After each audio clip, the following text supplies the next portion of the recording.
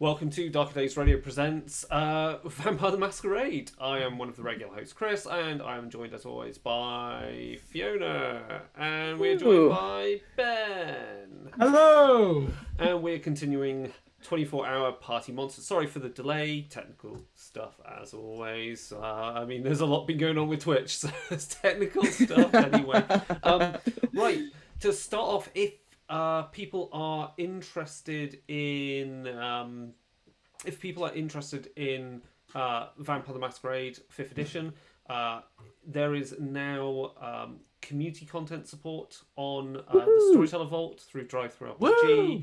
So there are already a number of products on there, 2 of which are scenarios by Dark Days Radio that have been tested to destruction. One of which is Ascension Night, which we have a recorded Let's Play of on the podcast and has been around for I think we put that out almost 3 years ago. 2.5 years I was going to say, ago. I think it was late 2018, wasn't it? Is that correct? It's a while, yeah. It actually was 3 years ago. And Make Blood Boil, which you will, if you go back to the previous 3 episodes of this, you can also buy that and play through it, and obviously you can watch this. See what we missed. Yeah. I say, and learn from our mistakes. Don't put it in your mouth. Just don't. So we are into a new story, a new story, which will go by the name of "Come Fire Walk with Me," whatever that may well mean. Yeah. No. And I'm going to start off before we do anything else, because there is the sword of Damocles over one person's head, which is Ben, your character. E. Right. E. I need you to make a stamina roll. I need you Yay. to make 2 more stamina rolls in total. 2 more staminas. Okay, so this is stamina roll 4 and 5 for avoiding this illness. Yeah. Jesus. Yep. Okay. The hotel's got quiet since E died. Louise is hoping against hopes there. I've already packed your boxes. Please. Who will I get to do the wards in this place? Yes, but E won't be here. Here. Am I cognizant of this effect enough, Chris, to ask if I can activate my No. Okay, that's fine. Just because it makes sense. So it's stamina plus what? It's just stamina. Just 2 dice. Yeah. Well, I get Okay. So that's going to be stamina. You know what? I'm going to blood surge. Yeah, that's fine. So let's roll to see if I'm not hungry. I rolled 2 successes for that. I think we can assume you blood surge on, because you'll have you should blood surge, because you may not want to be feeding while you know you have the likelihood of passing on a virus. Funny that, yeah. Especially when you consider E's dark little secret, which is that they prefer to feed on other vampires, and by prefer, really should only be able to. Yeah. Okay, right. That is 2 successes on the first roll. Nice. Okay. And on the second, that is 3 successes. Excellent. And I know you got a success on some previous rolls as well. So I got a large number of successes on the first one. So in total, over the course of the few days after the end of the events of the previous story, essentially, E has to, detox. When you awake from sleeping during the day, you basically have a thin sheen of blood sweat on your brow and your body, as you are literally burning this virus out of your system. Wow. But don't I feel fantastic? You likely now have you now don't have any signs of it in your system. You don't feel as hungry. You've resisted that urge before it got to actual full-blown infection that would have just started, burning through your vitae. So Ooh. you can be confident that you're okay. I will have sent Dog a text message, Yeah. giving him the heads up that this is something that even if we are infected with or exposed to, rather, I won't use the word infected, that leads to men with cleavers and machetes. If we are exposed to this, that Kindred can overcome this and fight this. This is not a death sentence. I'll send over some of the symptoms, not that I experienced, but that I suspect that this. I'll say I've been doing research, because no one can tell if you're lying by text, because how could you? So I'll say that these are some of the suspected symptoms. So anyone that is expressing these things needs to do these, and I'll also make him aware of the fact that the lictor showed up and okayed the communication between everyone. Good. Okay, with that, what type of things then would you be getting up to, both of you would be getting up to in your downtime? So I think we said the story took place around about late September, so we're now into early October time. So you've got like a couple of weeks of downtime for your characters. What would they get up to? Also, we should be really dishing out experience. I don't think I've dished out any fucking experience in any of It's all been very tense. That's why we're like, what? So, the last time we got experience, we went up to 49. That was how much experience we were currently on. Really? How much did I actually give out? Sure. I believe that would have been. I believe that would have been 2 sets of 2 experience. Given to us. Sure. So you have. I did actually give out experience points then. Wow. Okay. You have given us experience in the past, yeah. I just don't think you did it for last session. Or so last session we'll say another 3. So that means in total 52. You would have had 7 experience points over the entirety of that story. Yes, that's correct. So feel free to spend it where you feel in this downtime. But yeah, have a think about what would you get up to in downtime. What things are you interested in, concerned about, etc., etc. Would you like to go first, Louise? Absolutely. So now that I've discovered the world through Dog of Candy Crush, I will have got the local concierge to get me the oldest phone I can find and attempt to do it. And basically just be doing my job. I wouldn't be doing anything else but trying to complete Candy Crush. And I'm now fascinated. Being something that you can't actually even do with Candy Crush. No. How do you complete Candy Crush? It wasn't Dog that introduced you to Candy Crush. Who was it? It was Cisco. Oh, him. So continuing the actual storyline here. There we go. Louise dating Cisco. So after at least a day of me going, I can't use it, I will then ask the concierge for a stylus and then use it. So yes, I'll do that, but I'm not very good at it because I'm obviously not used to it. So, and of course there's too many bloody adverts. So as Louise, as you can tell with tech, doesn't get it, so she'll let the adverts run. So I'm just there for hours. But it passes the time, and that's so. I guess that's all I'd be doing is again just making sure the hotel's running as well. But any downtime per se is completing Candy Crush. Yeah, and in that time frame, your sire Tony is obviously in charge of organising some events there. So there is Elysium is held in the hotel, and so during that time period, the main the upper levels of the hotel are kept separate from other guests, from mortals, and it's generally a case for a bit of a party. It is for predominantly, the city is anarch, and so there are various high-ranking anarchs with some clout are there, and essentially your work is to ensure a smooth running of the event, nothing goes wrong, cleaning up after things, because some people do make messy mistakes, and you have to be ready for that. and you are told to bill them if they do fuck up. Oh, they're already done. Yeah. The private rooms are the smaller rooms are kept aside on the so you've got the main penthouse suite, which is basically given over to this for that evening.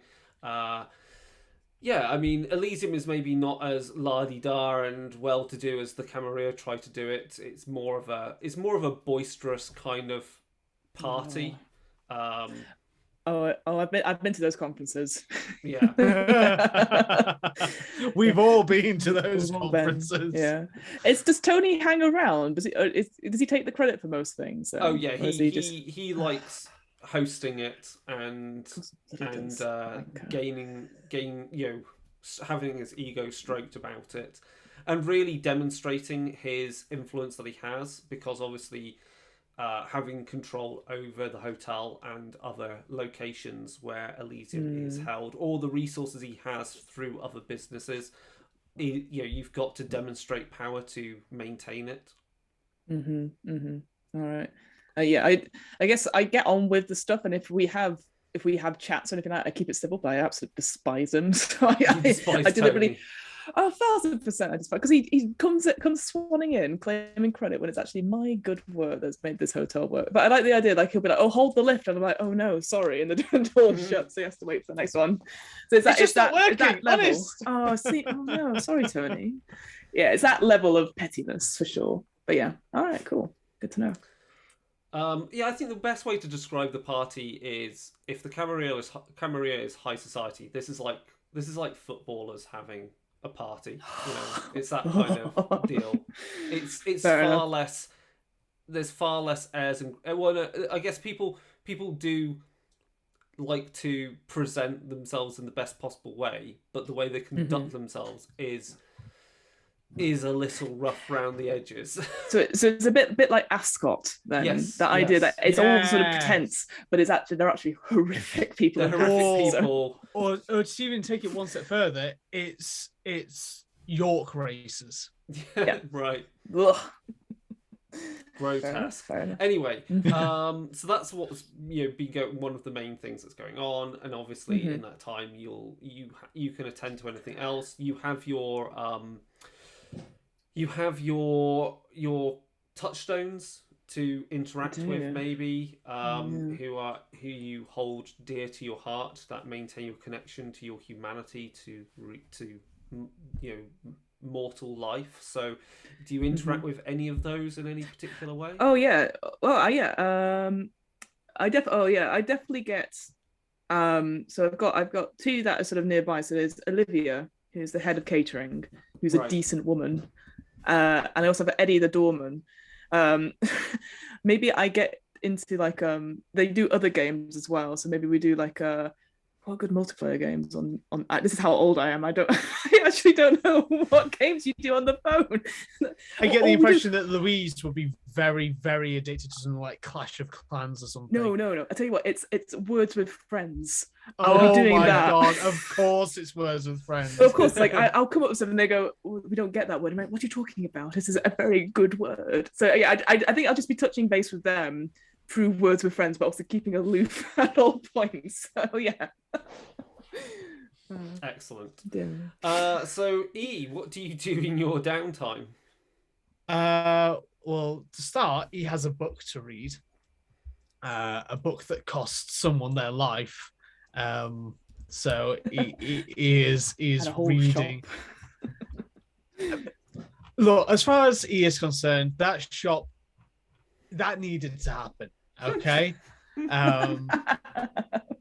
It had been walking a line for a little while now, and it just it put its nose out of crook. Yeah, exactly. It just went a bit too far. Okay, so the shop had to go, but unfortunately, the manager E did like so much so. Yeah, so much so indeed. So he's obviously got that book to write and notation to take regarding that he has been studying for a long time now, the intricacies of blood sorcery, as it can enable them to pursue their their absolute goal, which is to cure their vampirism. And also, he has weekly meetings with a trans support group at the hospital that they do go to quite actively. And things like that. Also, at some point, he is going to corner Louise and remind. Very busy. Oh no, the lift.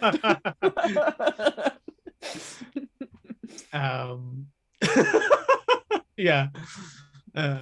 Those damn lifts. I've just got an impression of E hiding against the wall, waiting for Louise to come into it and just slamming the closed door button. So really busy at this difficult level. At the trans support group is one of your touchstones, right? The trans support group is one of my touchstones. It has to be a particular person. It's the leader of the trans support group. Sorry, I did have their. Yeah, it's okay. You'll have name. The name somewhere on the sheet. It's fine. Yeah. Yeah. So it's a lot of you obviously sat in the in the hospital kind of, I guess, meeting rooms that they have there. Mm-hmm. The typical thing: beige, bloody wood, and awful, uncomfortable chairs. A little bit worn out. Frosted glass. Windows that look out onto the corridor, some flip chart with some nonsense written on it from the previous meeting or that day by some doctors. That's basically a circle and a line going into it, and it says maximize your input. Plan and that's it. It's just, B. Yeah, right. Oh dear. And obviously, I guess for E, obviously it's interesting because I mean, obviously for E, being a vampire means you are locked in status of how you are, because you're undead, unchanging in some respects. But then on the other hand, the parallels between talking about the trans experience, and you mostly see commonality between trying to resolve what you are now, because you've gone through a transition, though on a metaphysical level, which is, so I guess it helps keep you level dealing with it.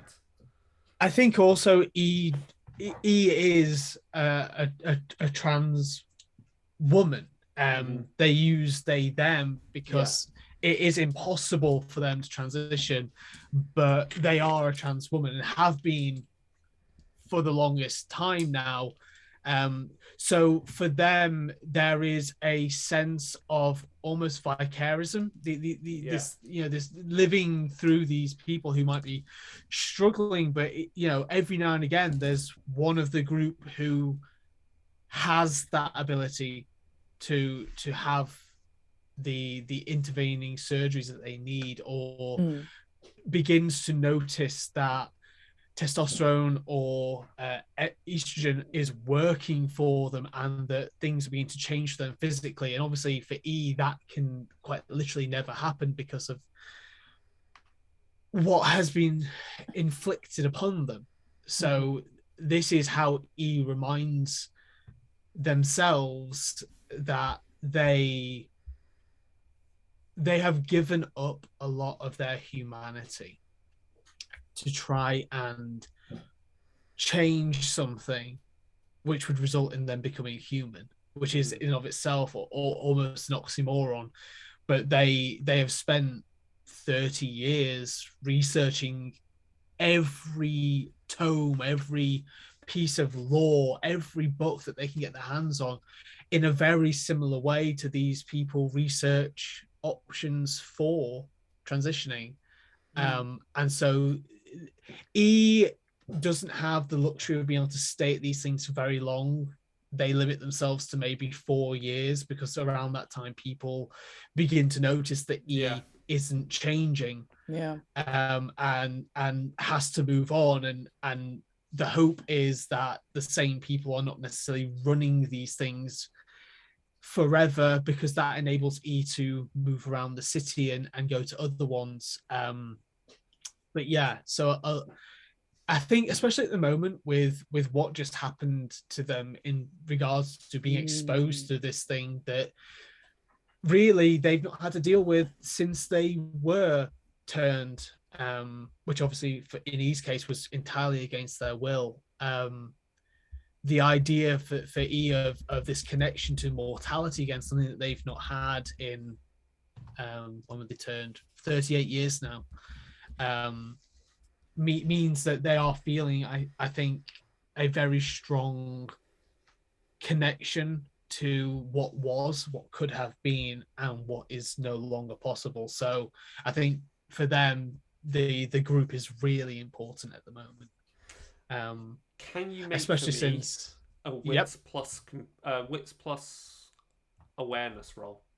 A wits 3 awareness. Do I need to roll anything for Candy Crush? You need to make a willpower roll for your gambling.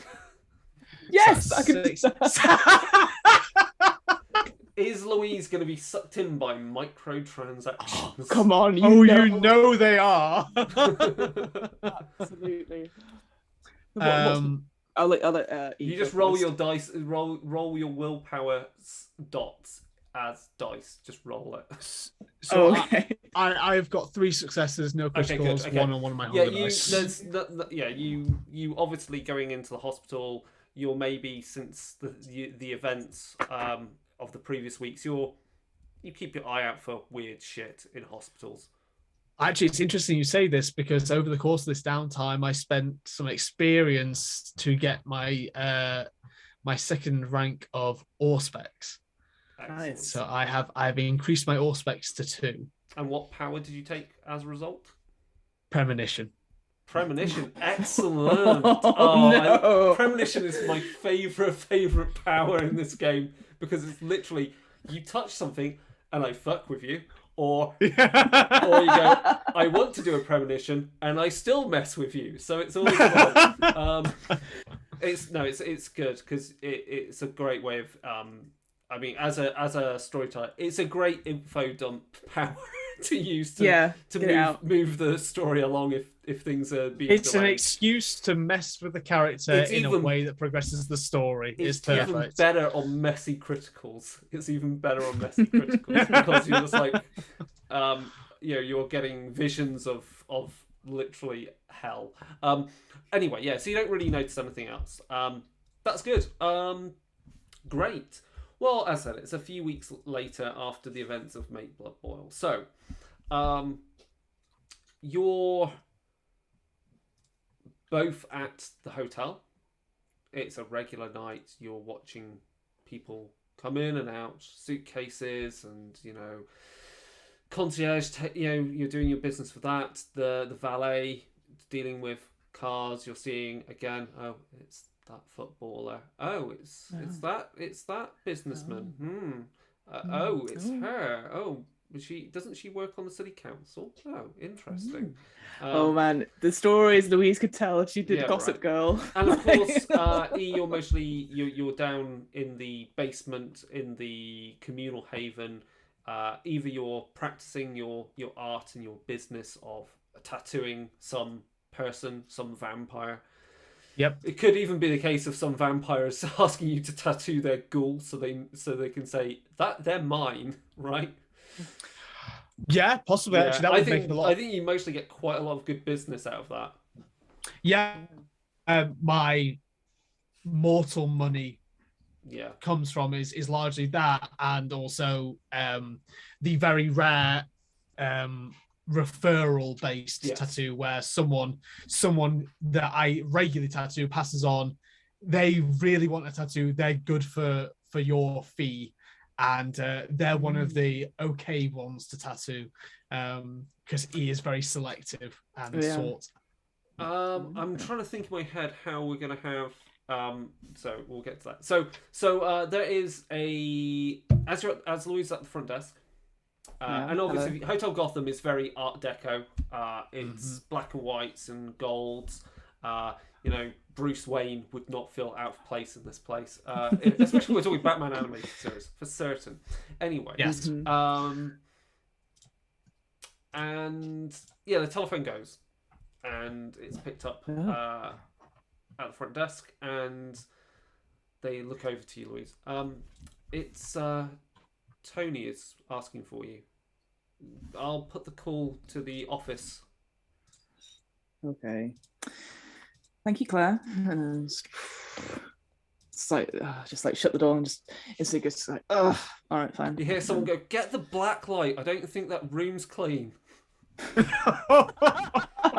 Oh God, it's gonna be a long night. So I sit down in the office and sort of like prep myself. Yeah. Tony is there, and I need to. I think we've established what Tony looks like or anything. So we're gonna figure it out as we go here. Yeah, we'll figure this. It's called improv. We'll do it together. It's fine. I'm thinking. Let me find.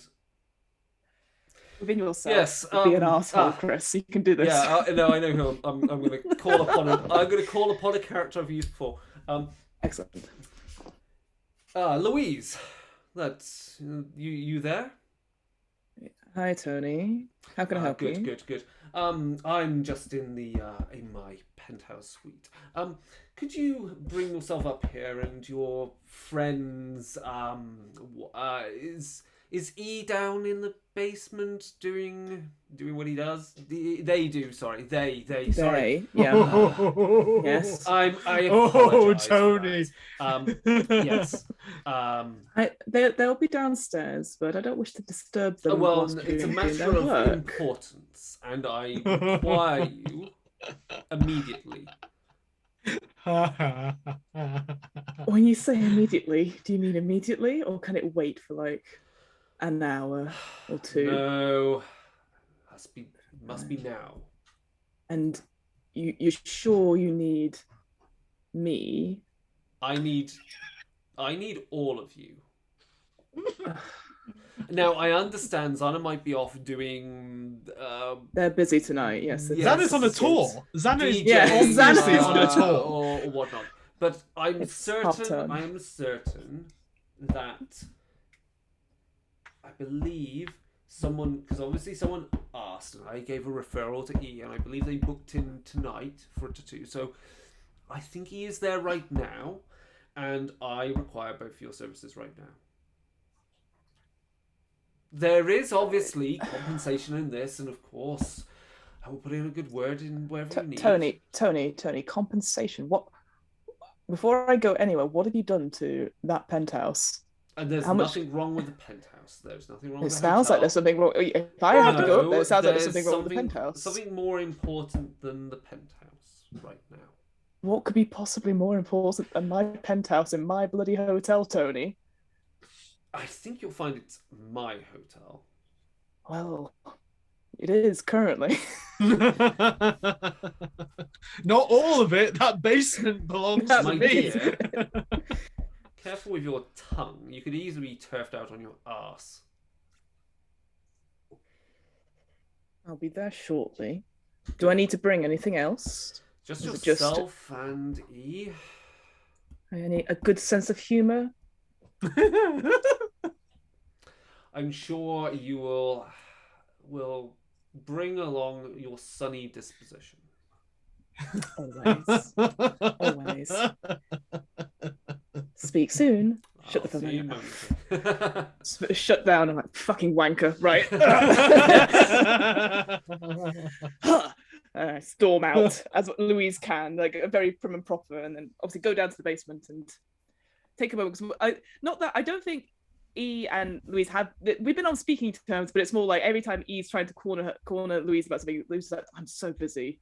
So now it's the other way around. So I'm just like, and I'll knock gently on the door, presumably that E is busy.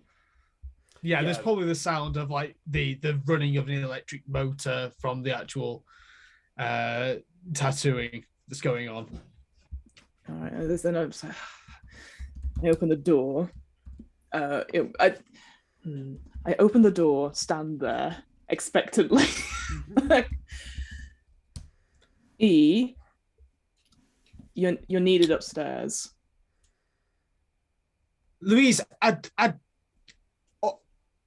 you fucking serious? It's not me, it's Tony. You can take it out on him when you get I there. fully fucking intend to, but I'm still giving you 2 barrels as well. Look, I'm fucking midway through. Are you all right? Person. So yeah, it's a ghoul that you're tattooing, and they just look up and like, yeah, I think. And obviously, it's painful because whatever tattoo's How long, been done. Louise? Now. They need us now.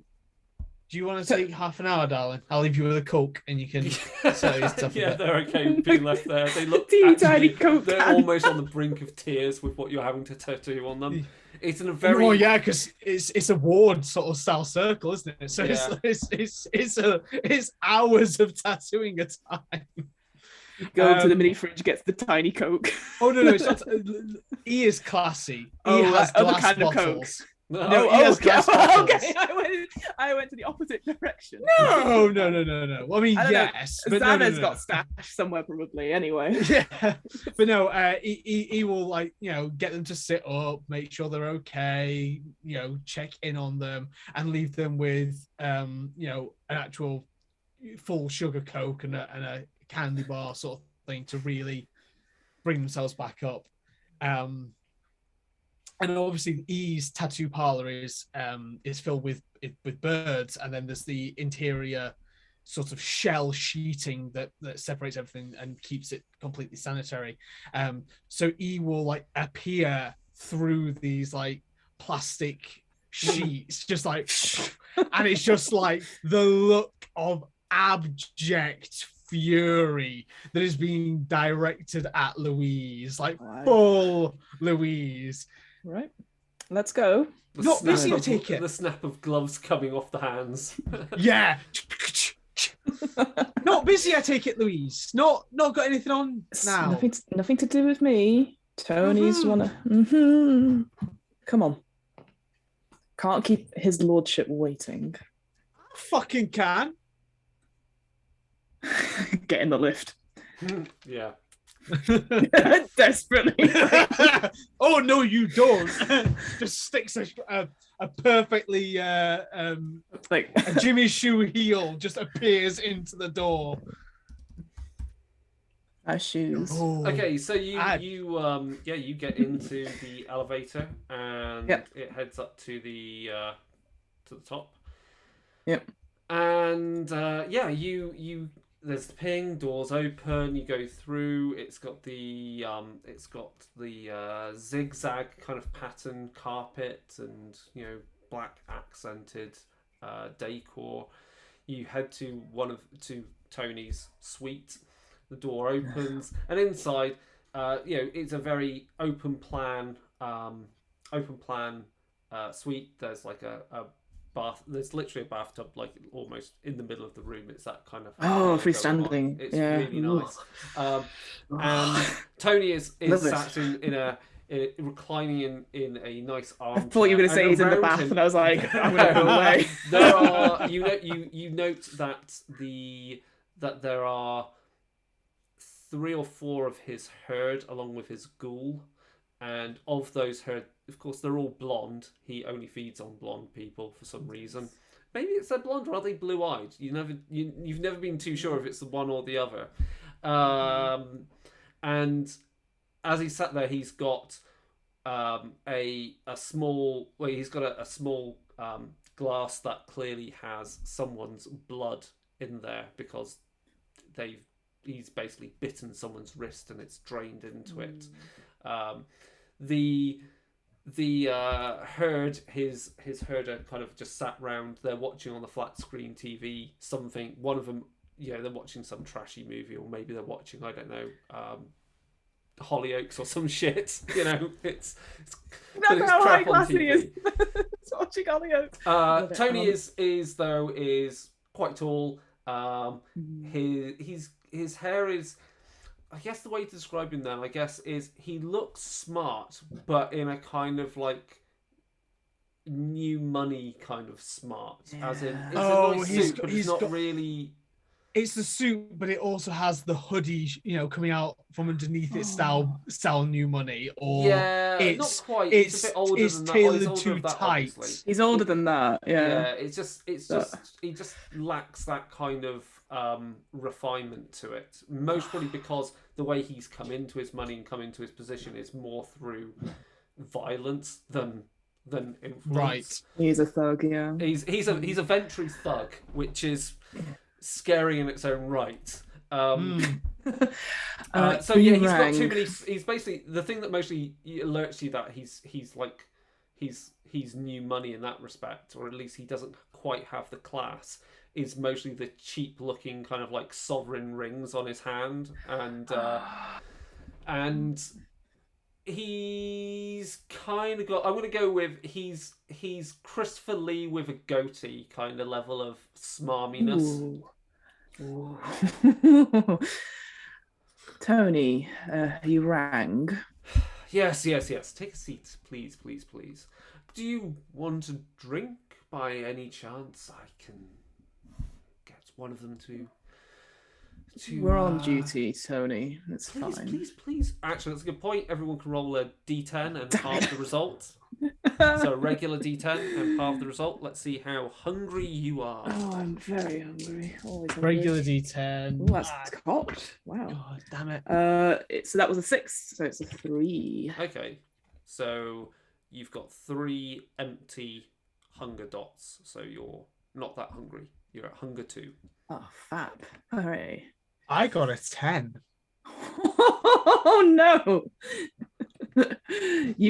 No wonder you were pissy earlier. So you're yeah. wait, I got other way 5. around. I got 5. So you're I got 1 the first time and got screwed over by that. So This time I Oh, it's got opposite 10. way round. I You're forgot. at the lowest you can be, which is hunger 1, because 1. lower than that means you've killed someone and totally drained them. Yeah.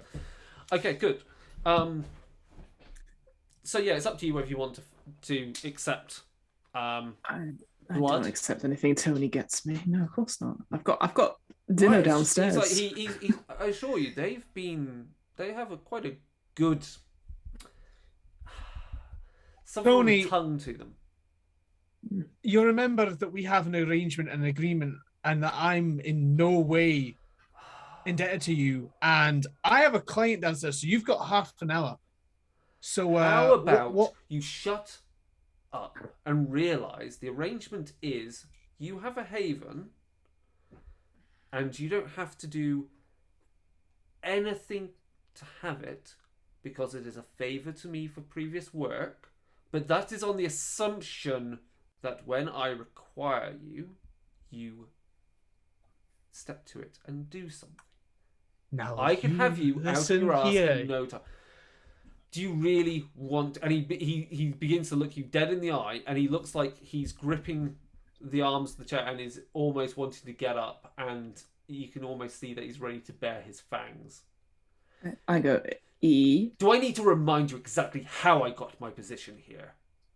I'm not any of those simple silver spoon Ventru that are out there, though they talk about in the Camarilla.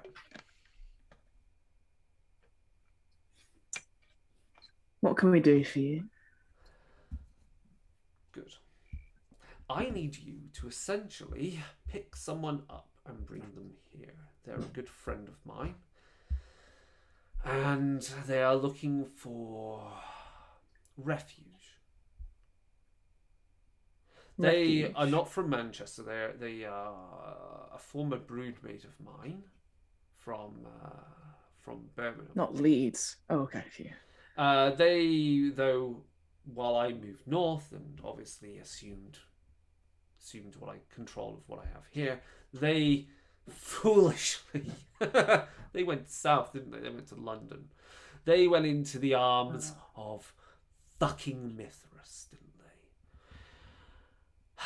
Or at least, well, they would have if Mithras was still about. But as we know, I'm sure you've heard on the grapevine, things in London are not good. The purge of our kind by Second Inquisition, SO13, they're an issue. So my friend has been slowly, carefully, given that they have enemies elsewhere in Birmingham as moving up, been seeking to move up here, and I was planning to give them sanctuary.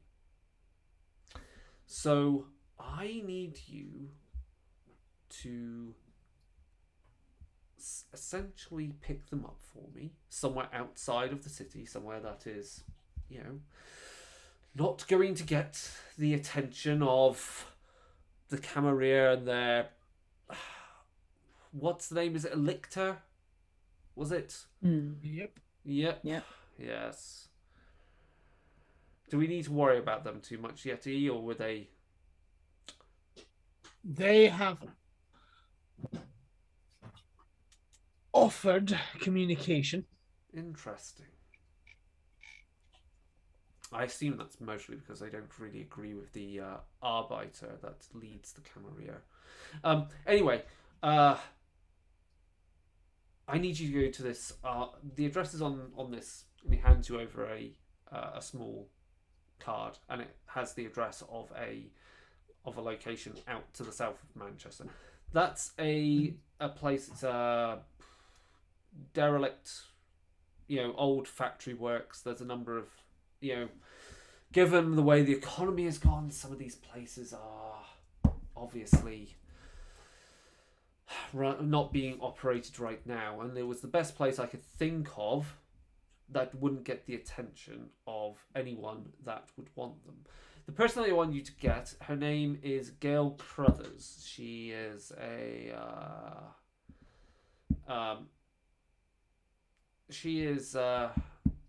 yes, a friend of mine, and I need you to just bring her here safely. She might. I would listen to her though. If there's anything else, she may have some other requests. So just keep in mind that her and everything about her is important and should be brought here safely. A VIP escort, then. Sorry? A VIP escort. Oh, then. yes. I thought you given your recent work, I guess I say recent work, given you seem to, I don't know the ins and outs, but you seem to have made yourself some friends recently. Dog. Mr. Dalgleish. Though Dog is still quite a good name. Dog has spoken highly of you, at least. He said to keep an eye on you, but he seems happy with your work recently. So I feel that if you were to do this for me, he would not interfere, and if someone were to interfere, you at least could call on him for muscle as a favour. We expecting trouble? I'm not expecting any trouble. I know that he has members in some of the other anarch coteries who act as, how can we say, they patrol the borders, as it were. We don't want interlopers in. I mean, I see. It's been a long time since we've had any. Well, it's been a very long time. I mean, you surely remember the good old days when the thing we were worried about weren't these mortal hunters, but it was the influx of those shovel heads of the Sabbat. They'd come in from Liverpool, trying it on, trying to hide amongst our kind, causing trouble. And so, even though we've heard less of them, Dog is still keen on having certain coteries, or at least members of certain coteries, tasked with acting as a border patrol. And of course, given the events south in London, we have had a number of new arrivals who have aspirations that do not align with, certainly don't align with what I want, certainly don't align with what Dog wants. and run counter to what we want as anarchs. After all, these are all the lackeys who were, how can we say, the little units and dispossessed of Mithras. So they have the ideas that they're bringing Mithras's court to some godforsaken city. And this Gale, then, does she have aspirations? No, she has. She is. She doesn't have aspirations. She is simply a friend. Has knowledge. And how long are we expected to have her under our roof for? She's going to remain as long as I want her here. Your task is simply to worry about getting her here safely. Okay. You're not planning any installing her in some other business thing or anything like that, are you? We'll get to that when she's here safely, and I can figure out what resources she may or may not have with her. She might have money, she might have... I don't know what she's retained since fleeing London, so many of her contacts and many of her shares, as it were, in companies are kind of worthless these days. In some respects, she's setting herself up for a fresh start. And that means she will be in debt to me and in the process in debt to you. There might So be what she brings somewhere. in age and wisdom, as it were, you get to benefit from, while she'll be benefiting from, in turn, your hospitality. Hospitality, yes, hospitality, and of course, in your particular arts. I mean, I have to say that is the one thing which I have to commend you on. Every time we've held Elysium here, someone really does try to sneak in some bastard, and they get a rude awakening. Yes. Yes, they do. That's quite a...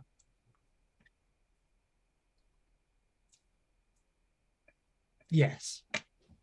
Yeah. So... Now, there's a car waiting for you, and there won't be anyone else going. So you don't have a driver. One of you will have, I know one of you can drive. How well? I mean, there's a reason why I hire a driver. But I think Xana's come back from her from their gig. I was about to say, I think you might be suspecting Xana too as the driver. Nope, I have no skills in driving. Nope. So if you, obviously, if you don't have Dotson driving, I got told we didn't have a car. If you can assume you can drive, you're just not going to be able to drive away fast and do. It's okay. We're keeping the speed limit. Yeah, we have a way of resolving this. If you keep to the rules of the road, Cisco. you'll be fine. Yes. We'll call Cisco, it's fine. Okay. Well, yeah, Tony does. Yeah, but as I said, Tony makes the point. He doesn't want anyone else involved in this. Right. Okay. All right. Fine. So get Gail, get her back here, and we will see how she. We will see how you can be properly compensated. Obviously, part of that is the maintenance. There may be something we can add to your haven. We can sort that out, or maybe we put in a good word with someone. I'm sure your interests. I acknowledge you're of House Tremere, but things are complicated, and we might be able to smooth some interactions with certain people if you require them, or resources we can look into. Tony, you can't smooth those interactions. those bridges are well and and truly burnt. burnt. Well, remember but there are other members of there are minor there there are are Tremere within our Anak ranks who obviously have the same opinion as you of the former pyramid. Is that what it was called? Yes, pyramid. look, I have a client that says you know about, which means I've got another 2 hours of tattooing to be doing. If you want me to go now, Well, you should go now. Fine. I'll do that. Don't worry, but we can I'll pay them off or whatever. You'll get paid, they get Fine. paid. They can don't worry about that. fine. That's fine, a triviality. Fine. Of course, If they complain that it's half done, they can complain to me. Works for me, Tony. I am your Louise, shall we go, darling? Yes, just one last thing, Tony. Yes, of course, yes. We're not. She's. You wouldn't hide anything from me about this, would you? Or if it seems very convenient, there's a broodmaid appears. there is. I have to take him to in my hotel. I know that she is simply fleeing London and has likely information about certain. Let's just say she has likely certain information about individuals who I am concerned about. Of course. Fine. All right. Let's go then, E. Of course, darling. Walk back with Louise. I actually will offer an arm to Louise to walk with them. I don't take it. Sorry. Oh, I'm furious right now. Fine. I think you'd see it, not furious with you. That's why I was offering you an arm. I know.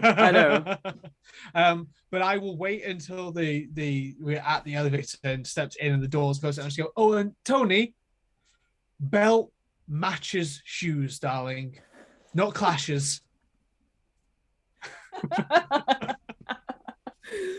Excellent. You head down all bag downstairs and you head to the car park. There's not. Yep. I don't think there's a car park in the basement of Hotel Gotham. So no, that's where we live there. So you'll be surprised. You have to head over to the car park.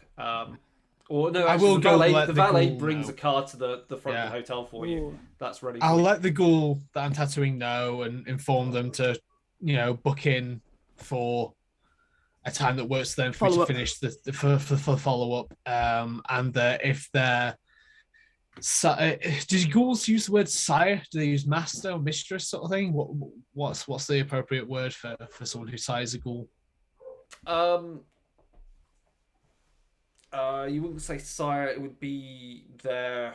It would basically either be their like master or mistress. Yeah, I think master or mistress. Yeah. I'll inform them that if their master or mistress has anything, that they should contact Tony directly. Yeah. And I will be very clear that this is Tony that is instigating this entire thing, and that I will open up a slot for them to fit in and finish this soon, and that they will have my first priority. Yeah, give them an extra Coke, on the way out. Well, no, I will be escorting them out, so they don't leave anyone inside there. No, I know, but you give them a Coke and then push them out. So yeah. Yeah. All right, we'll go get the car. Yeah. Okay. Would you like to drive, or what do you want to do here? Yes, I'll drive, so then I don't have to talk and make small talk with her. Oh, fuck you! I'm already in, and I've already changed the music to like classic FM. It was a trap. It was a trap. I was trapped by my own politeness. What did I do? Get in. The address, the picking up Gale. You're heading to is southwest of Manchester in an area called Stretford, and so you're heading to basically an old, it's the location. Checking on your phone or anything is it's a land, it's a, what do you call it? It's a plant works, factory works, whatever. It's industrial. Essentially. It's an industrial estate. Yeah, that's fallen out of use due to mostly not being in use since like 2008, maybe even. It's kind of just stood there because it's worth more as land than actually even having business operating on it. Yeah. And you will obviously drive off through the busy streets of Manchester before you head out onto the slowly onto the motorway, and you head south. It's a slow, leisurely drive, I guess. Heading, your route will take you past some rather dingy parts of Greater Manchester. You're going to the your evening is literally just watching street lamps just go straight past you as the car is powering down the main roads. And you eventually get to the industrial estate, and you can think about where you want to actually park, or how you want to approach this. Good point. I looked at E at this point because obviously they're I guess they're the ones good. They know like what is a good thing. So I would normally just park under a street light and wait, but I don't know if there's I guess because we got given an address of some sort, like a building, right? So I don't know whether we've been told it's like the old. We'll just say it's like an old factory for, I don't know, mostly made like windows or something like that. Is it fenced off? Or is there's a fence. There's a fence around the industrial estate, and it's windows are cracked. Some of these buildings have been there since the 70s, 60s, maybe. Some are far more rusted up and falling apart. Some are a bit more still, put together and still standing, and clearly have been operational more recently. But otherwise it's a mess. Looking, when you drive past and just peering out, looking, and also it's completely dark. There's hardly any lights there. That's not a problem. I was going to say, for one person, it's not a problem. There's going to be, the only thing that you can see any lights from is that there is a security guard cabin. So there is mostly some underpaid security guard that is paid to just obviously make sure no one's misusing this real estate, essentially. Right, Louise, why don't you park up on the left over here and just out of that light, indicator on, even though there's no one behind us. And what we'll do is, if you go to the security guard and whammy them, we can get them to open up the doors. We can drive straight up, get them in, and drive straight out again. I'll get behind the wheel just in case. I'll keep an eye on you, and we'll go from there. How does that sound? What do you make of this? This whole thing? Bollocks. It's fucking bollocks. Good. I wouldn't be surprised if this person was either responsible for doing something terrible or has someone terrible really after them. In which case, I would kind of want to help them. But if Tony's invested in this, I refuse to believe that it's anything as positive as camaraderie. I mean, I've been working at that hotel for ages, and he just comes and replaces me with some bloody newer model. I don't think you're being upgraded on. She's called fucking Gail. I'm completely ignoring you. I am now like fixated on the fact this random other woman might have come in to support me. Louise. Mm-hmm. she's not here to replace you. And if she is, we'll kill her.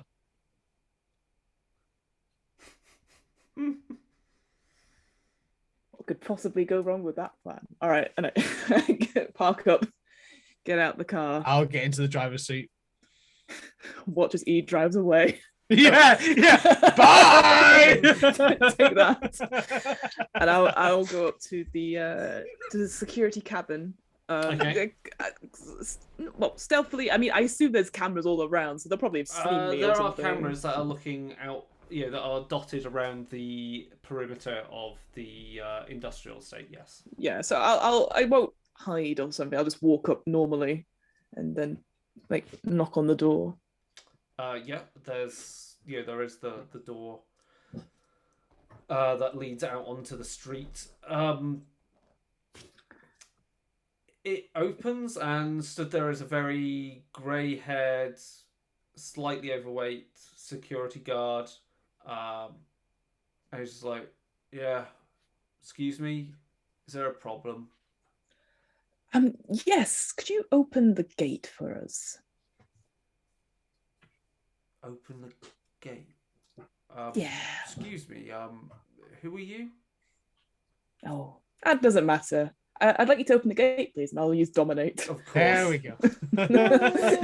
Of course. Of course. Right. So dominate. Yes. Could you read that out? I don't have my book with me, It's unfortunately. okay. Where are we? There we go. So how many has that got? Because that is dominate presence. No, dominate is actually a discipline. So you're doing dominate, and you're doing compel, which is open the gate. yeah. Okay, so that is going to be charisma plus dominate, and it's free, so you don't have to rouse, and it would be versus intelligence resolve if he knew to prepare himself to stop that. But he's Alright, not, so so it that's doesn't matter. 5. Cool. Right. And of course, remember you've got 2 hunger, so 2 red dice. Yes, so 2 hunger dice and that 5. No worries. Okay. So I've got 2 successes, but then I've also got a skull on one of the red dice. I don't think that's a good thing. Okay, phew. The skull only matters if you've got no successes whatsoever. Thank God. Okay. Then 2 successes. He looks at you and just then pulls his keys out and from his belt and heads down to the gate. And he goes back. He would go back into the cabin and then around the other side, and then unlocks the gate for you and pulls open. Anything else? Yes. If you could just stay in your cabin for the next 10 minutes, and then forget that I'm ever here. Okay. So you're doing forgetful mind. Yeah. Brilliant. So roll a regular die, so a rouse check. Yeah, rouse check. Level 3. What's your blood potency? Blood potency. So that wasn't a success, by the way. Just rolled that. Blood potency. Where is that? 1. I've got 1. Yeah. Okay, so you don't get to reroll that, so your hunger goes up by 1. Oh, I'm so bloody hungry. Fucking Tony. Making me fucking... Yeah, okay. So that's that. And then you roll manipulation plus dominate. Thank you. Manipulation plus dominate. Okay, so that's now for 3 hunger die. Sad times. All right, 2 successes. Yeah, so you can then, with that, allows you to add or remove an additional memory for. So each point of margin allows the user to so you can manipulate it to a certain degree. Yeah. So you can basically go. He doesn't remember anything. Yeah, just don't worry. Go back, have fun. Thank you. He just heads off and he's like, as he goes in the door. Oh yeah, I was making. You just hear he's like, oh, and then he puts on the kettle and he's clearly making a brew. All right, and then yeah, I indicate to E to be like, let's go. Yeah. The I'll car drive in. it up. Yeah. Crunching along the gravel on the on the road, and you find somewhere to park up, somewhere You want to put? Do you want to be kind of nondescript? Do you want the car to be kind of out of the way? Yeah, my thought was I imagine it's sort of a large industrial estate that is Yeah. sectioned off by these, the very traditional British metal gating Yeah. sort of thing. Mhm. So there'll be a place on one of the sides that we could put the car, typically that would be easy for us to get in and out to, but typically would be not visible from the road. Yeah. Mhm. So to sort of situate ourselves there and then try and find Gale. Okay, and with that, you can start searching around for Gale. So you can. So how are you going to do my, that? my I will have my Auspex and protean powers up. So I have Sense the Unseen and I have Eyes of the Beast on. Okay, that's good. Both of which are free. So let's see. Sense the Unseen. Yep. And whatever this. Eyes of the Beast just gives me a bonus to intimidation and night vision. Yeah, so you've got your night vision. Yeah. I mean, even with Auspex, do you have heightened senses? No, you've only got. No, I don't have heightened senses. I thought about taking it this time, but I decided on taking the level 2 power instead because it was more fun for you to mess with. Yeah. Okay, cool. And are you going to split up to search the estate? Nope. No. Nope. Okay. No. You start heading to the factory that was pointed out to you, and you don't know where she will be in that building. You're just told that's likely the building. And obviously the windows are boarded up, there's broken glass around, there is graffiti sprayed onto the walls, there is the dripping of water. It's mostly a bit drizzly at this time of year, so yeah, it's drizzly wet outside. Louise, if I don't see this enough, I fucking hate Tony. I fucking hate Tony. Like, I'm sure it's fine. Let's see if we can get our way into this. Yeah. You're gonna try and find a way into the factory. If there's a door that we can squeeze in or like open up. There is a door. Places. There is a door that it doesn't take much effort to I mean, we are fairly strong. Yeah. So it should be all right. It's not. We'll be reaching up its French. Just like no. But you basically go in through one of the main warehouse doors. So you kind of like, even though there's like a chain across it, you can slip between. Yeah, exactly. Yeah, we're not going to snap any doors open. Just make sure there's there's the factory floor. There's the remains of pallets and various storage. Shelving that have collapsed. Above you, there are water is tapping on the metal kind of housing of numerous old halogen lamp. Is it the halogen lamps? The long ones? Are they still halogens? I can't remember. Yeah. Fluorescent tubes. That's it. It's fluorescent. Yeah. Yeah. Classic type. Yeah. There's cracked glass on the floor. There's old machinery. That some of which has been removed and some of it which has clearly been taken apart, or the bits which are too large and too not even worth any money are bolted to the concrete floor. And that's the main factory floor. There's some other there's some steps that lead up to what clearly must be the office and some where there's mostly paperwork and so forth. And then there's some other areas which again have got large doors that would allow a forklift to go in, that clearly where they would have stored any equipment or other bits and parts. But yeah, I mean, there's a smell of, I guess in the air it's a smell of piss and oil and damp. Yeah, it's awful. Yeah. Mm-hmm. Okay. Well, fucking hell. If I was a clever woman, which I am, I would go and wait in the office. Can I make some form of wits awareness roll to sort of see if I can make out anything. Yeah, that's a good idea.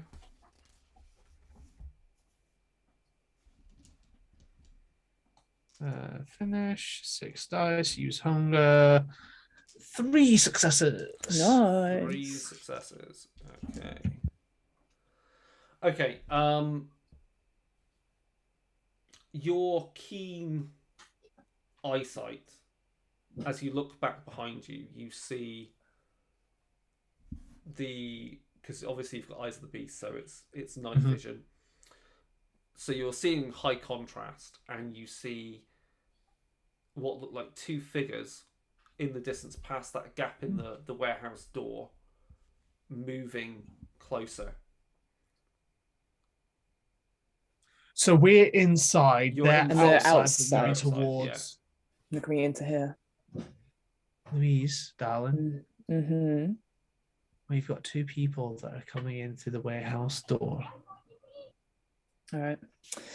Let's hide. Yep. Okay.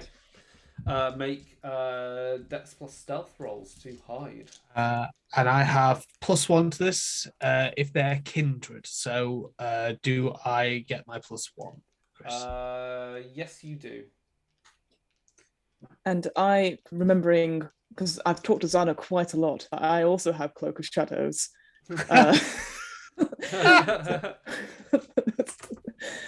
Sorry, so what was the roll? Sorry. Dex plus stealth. I have 3 successes, but I have 2 skulls and a hunger die on my hunger dice. Okay. So if you I have 1 success. Oh, actually, only one of those should be a hunger die. So I have 1 skull because my hunger went down at the start of the session. I forgot to do that on the app. Okay, so so Louise's successes were 1 success. 1 success. 1 success. Okay. And E? 3, but I had 1 skull and a hunger dice. That's fine, yeah. Okay. Yeah, that's fine. You sneak off and hide behind some rather large machinery and barrels and old crates, and just kind of like crouch down, and you watch as 2 figures enter the warehouse.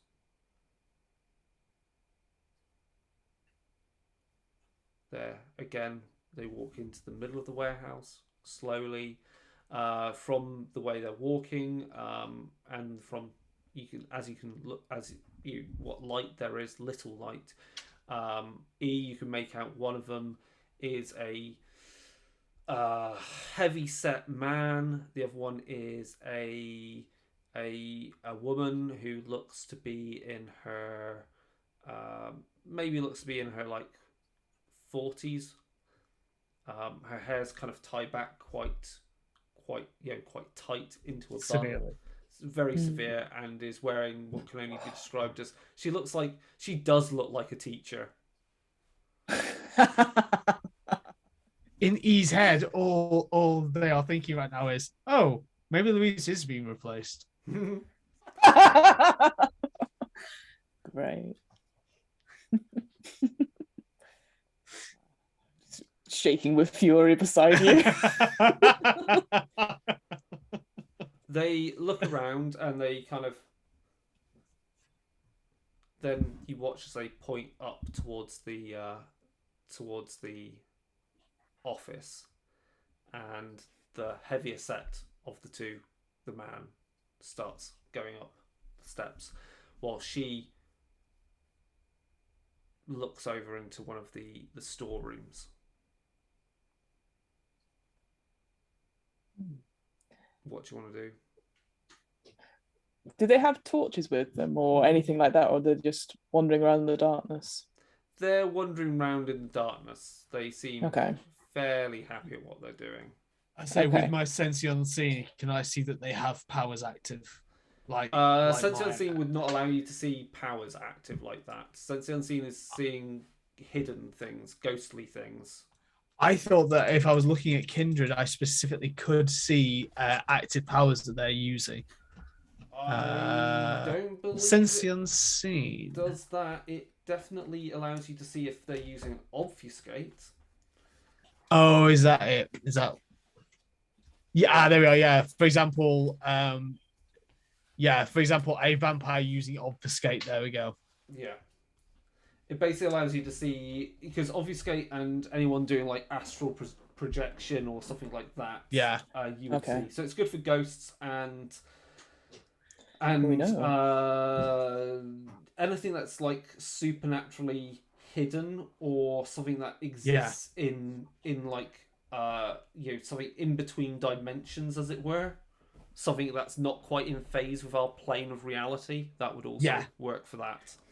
Can It could definitely see magic. It's definitely good for seeing magical wards because again, they are layered onto our reality. Yeah. Yeah.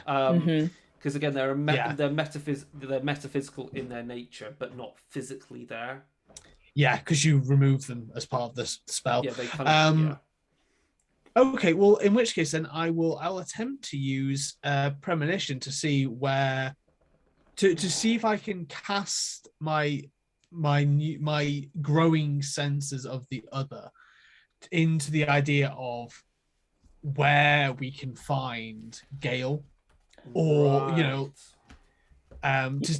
see if like looking through the potential future sort of thing for premonition, where Gale is found by us going, like, if we go through this door, what happens? And go through that door, this happens. Okay, here we go then. You're going to roll Resolve plus Auspex, and I need to make a rouse check first. It's a level 2, so you'll get to re-roll this, won't you? Yes, because I have Blood Potency 3. Cool.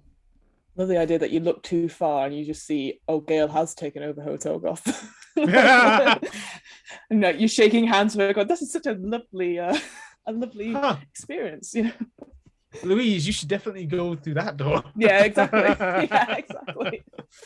Okay, so rouse check. That is a success. Is that?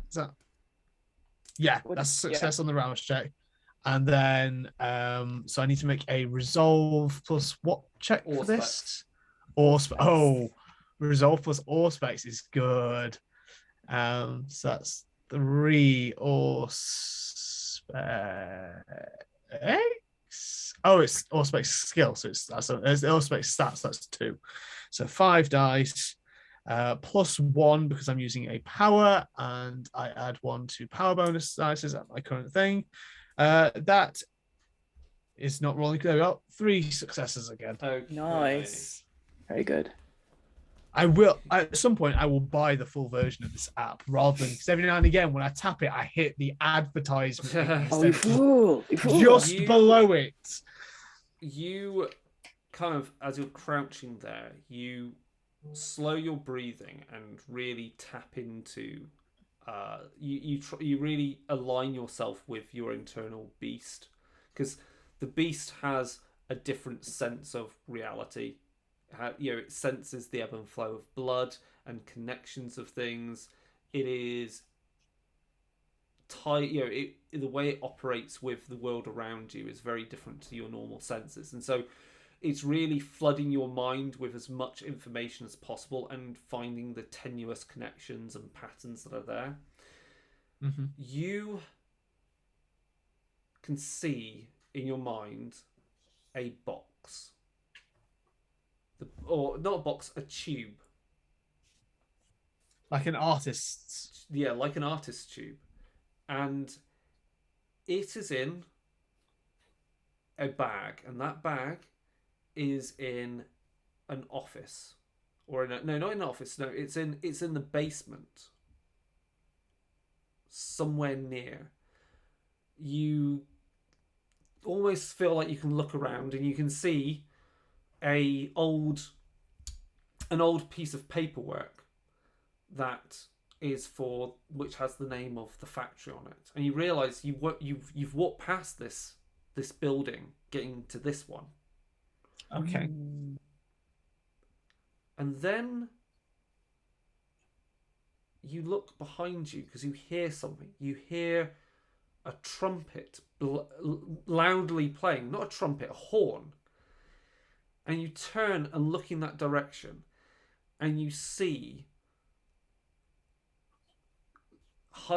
you see the shadows against the night sky of these mountains and a castle. And before you, because now you're almost hovering above this battlefield, this war going on, there is a horde of figures all rushing towards the walls of this castle, clambering at it. You realise that these figures are not quite human. You hear the thunderous footsteps of something even larger that lumbers past, made up of dozens and dozens of bodies melted and morphed into one.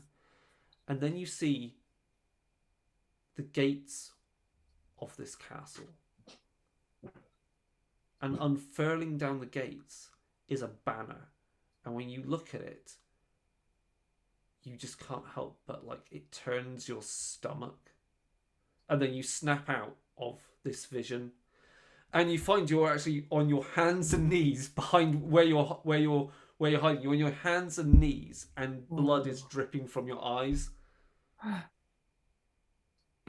Meanwhile, Louise is watching E being really calm, trying to focus, and then suddenly just collapses forward, panting, gripping the bare concrete. Don't worry, E. I'm not going anywhere. I'll fuck this girl person. It's totally fine. Hello, Captain. Hello. Okay. So that didn't work like I hoped it might. I haven't a fucking clue what that meant. And we're going to take a quick break there. Right, we'll be back in 10-15 minutes because I need to get a drink, coffee, and we'll be back soon. So see you in a bit. Whoop. Woohoo! Bye, everyone. Bye.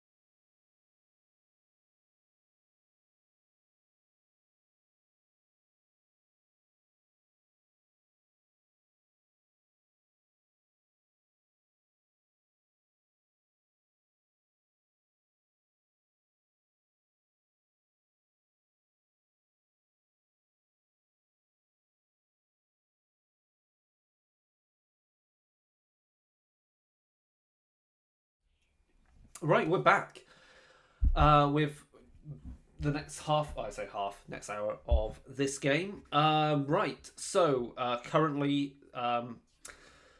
Louise and E are in a warehouse hiding in the dark as other vampires have come in looking for perhaps the same person they're looking for, a vampire called Gail Crothers, who has fled from London and has slowly made her way north and is heading to Manchester to meet up with her former broodmate, former coterie member Tony.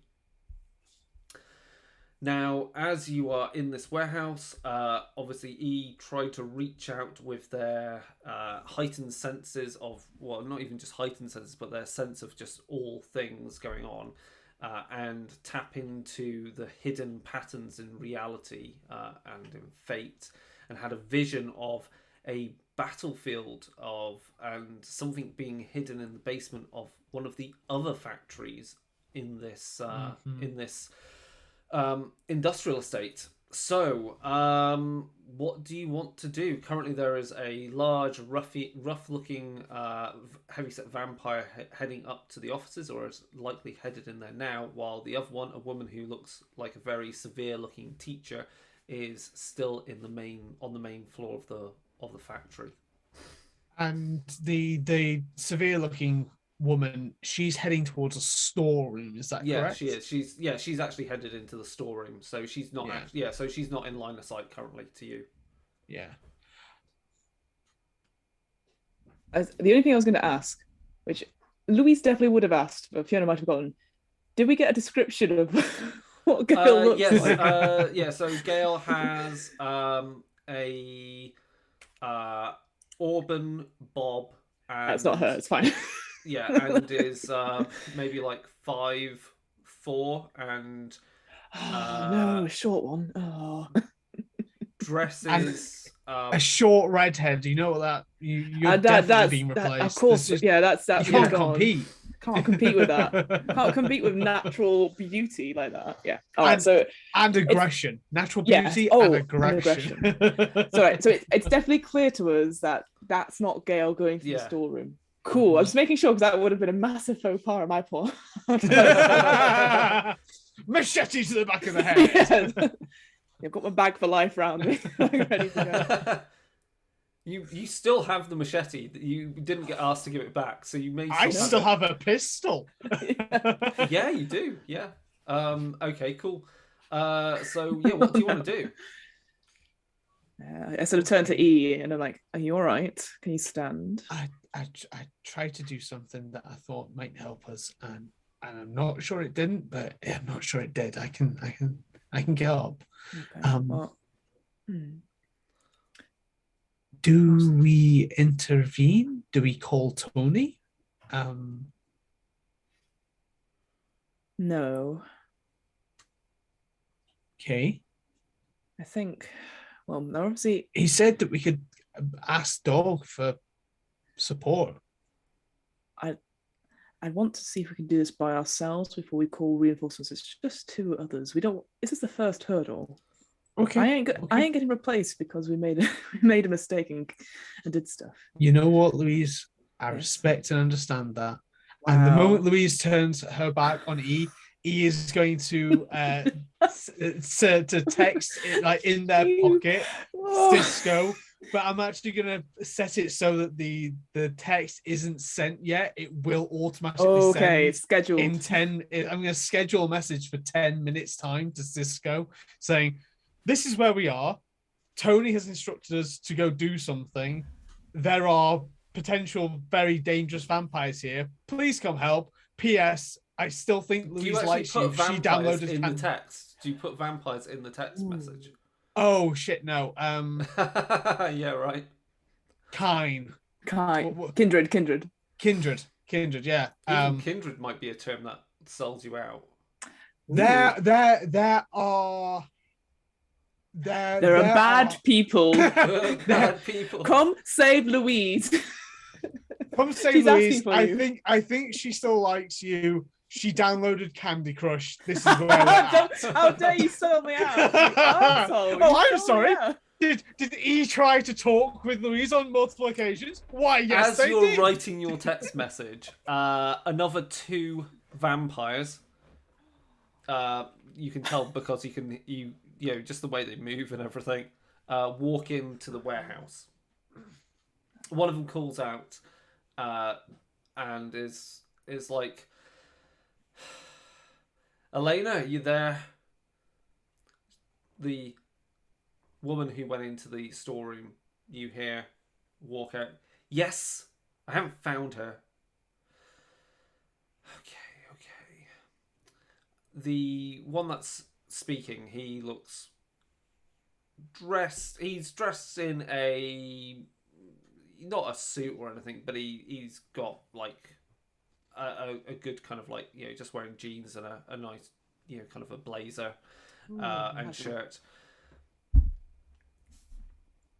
Well, we've checked everywhere. We've checked the other warehouse, so we've got a few more we can check. And then you start hearing the crash of glass, and you watch as a figure is thrown out of a window and lands with another figure, the large set man, leaping out after them and lands straight on top of this woman, pinning her to the concrete ground. There is a crash and, you know, various debris going everywhere. Mostly a pallet gets splintered that they land upon, and there is snarling and hissing, like complete vampire fight going on. I look at Louise and go, "I'm not sorry about this," and just send the message. Betrayer. Get more reaction out of that. But yeah, okay, well, just and then you watch as the woman who identifies Elena and the other figure who hadn't spoken, who came in with the man, rush to the aid of their friend, and they together pin this woman. Oh wait, I thought he was on top. So she's underneath though. Yeah, she's underneath. Yeah, they're just there's 2 more of those 2 have come over. So there's 3 of them now in total pinning this woman down to the ground. Yeah, and then there's the speaker, and one of them looks around and grabs obviously some of that splintered wood, seeing a useful stake. I step out with the one that's ready to speak. The one that's speaking is like, "Hold her there. We don't need to do it yet. Wait. I didn't say stake her yet. Listen."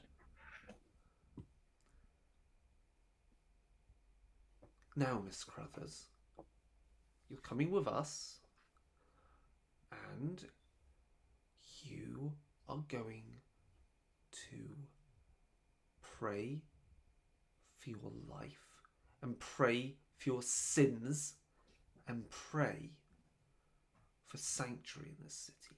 You can have that sanctuary if you join our church. I promise you that. Oh shit.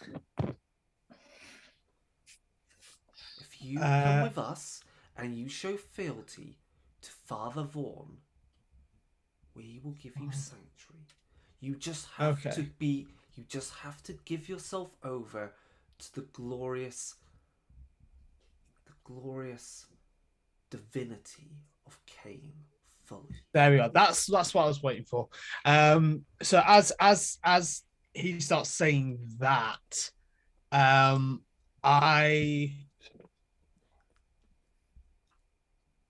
will kick off my words, my 3rd level power that lets me boost my thing. I can't remember the name of it. I can't find it on my sheet. My blood of potency. I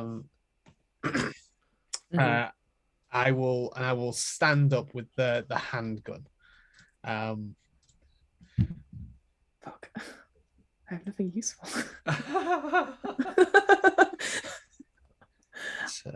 I hide and charm. That is literally my only abilities. Yeah, I'm not a combat character either. We all build. This is a good idea.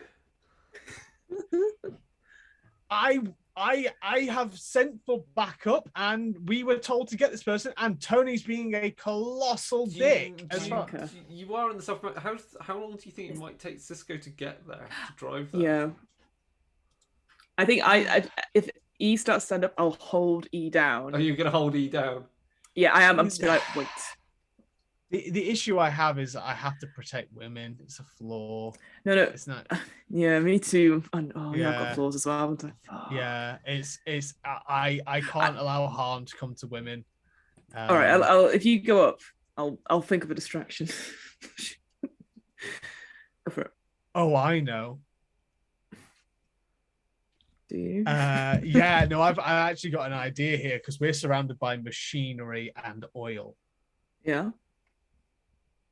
So a handgun might not do a ton of damage to vampires, but fire is never enjoyed by people. That's bad for us as well. Yeah, but I'm hoping I can try and aim it. Go for it. Do what you're doing. Yeah. So I will. I mean, I don't have heightened senses. I don't know if this is going to work or anything like that. I currently don't know what as you're thinking. Yeah. Gail just looks up into the eyes of this man. I'm not going to convert. You can say all you can. You psychopaths. I'm not converting. You're heretics. You're absolute heretics. You're mad. And he just crouches down and looks. Literally, it's like looking at. So he sort of relative to each other, they're kind of upside down. Just looks. You're going to turn yourself over to us. You're going to give yourself your soul, and we will save you. You just need to say yes. We'll take you to Father Vaughan, but you need to also tell us where it is. Where is it? You took it. We heard of it. We want it. You took it. It's a relic. What did you take from the cult of Mithras? We want that. It's just like, I don't know what you're talking about. Why don't you just go fuck yourself? Fuck me. Fuck me. No, fuck you. And you watch the irate teacher save Gale. Oh no. And Gale goes obviously into torpor and is stiff as a board. The rather irate leader of this coterie stands up. Thank you. I mean, yeah, maybe we should have staked her sooner, but I was hoping we could have had her. It always looks nicer if they're willing converts to the church, but, you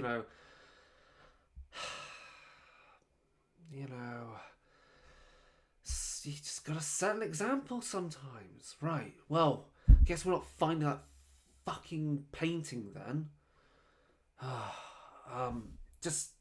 Let's just take it to the car.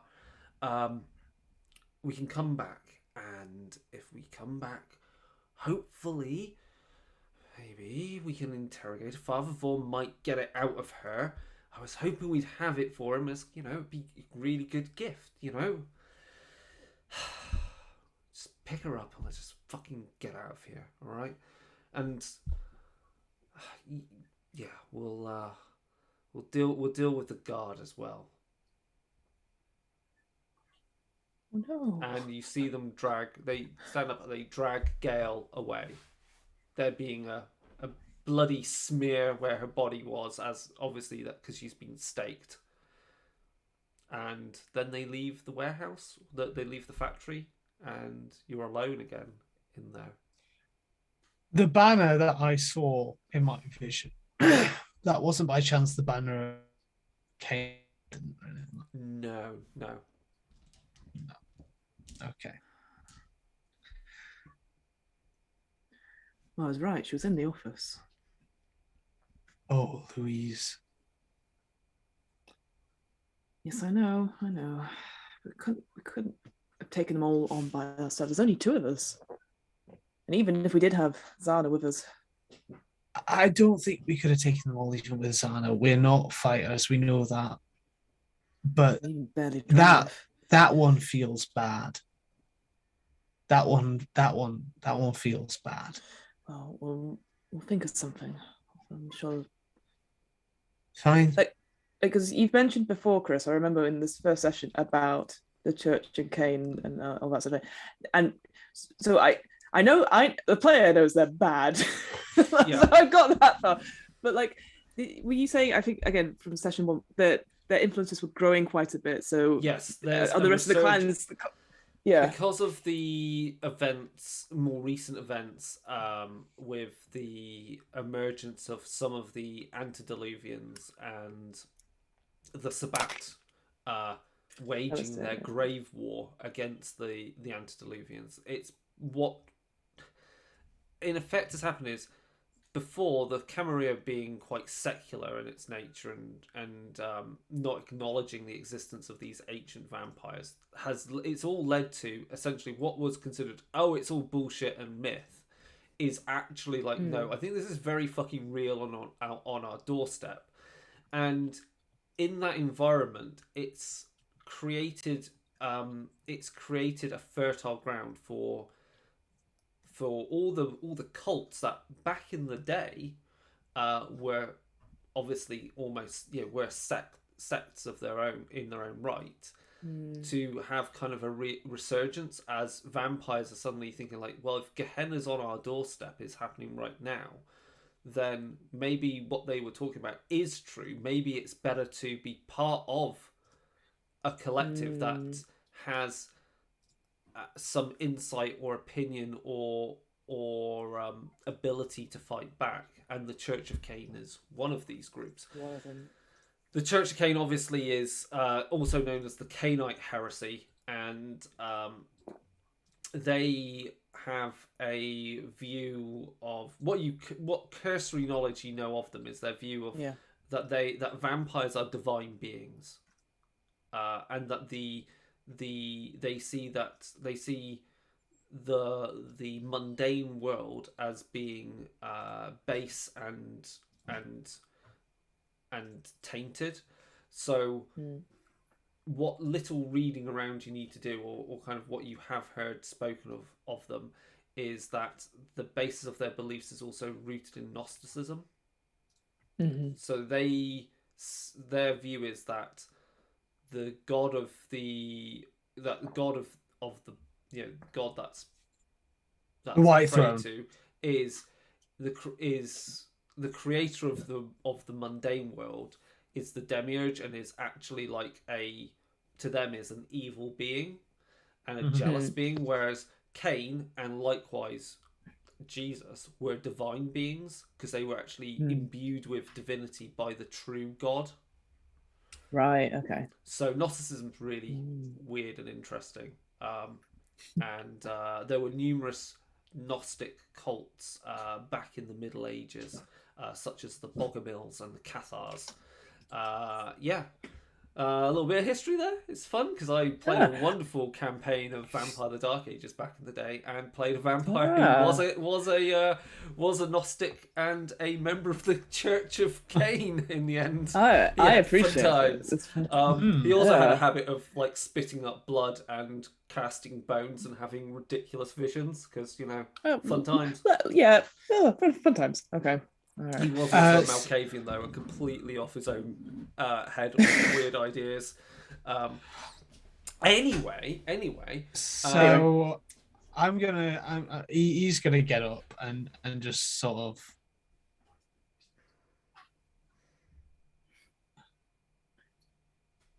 Louise, I don't know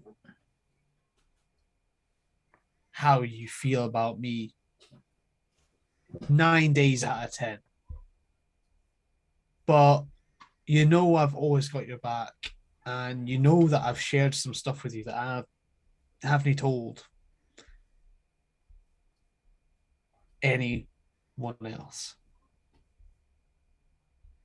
But I don't like this version of you. and there's been a change coming on you for a while now, and it's look, you'll always have my support, but you're losing my love.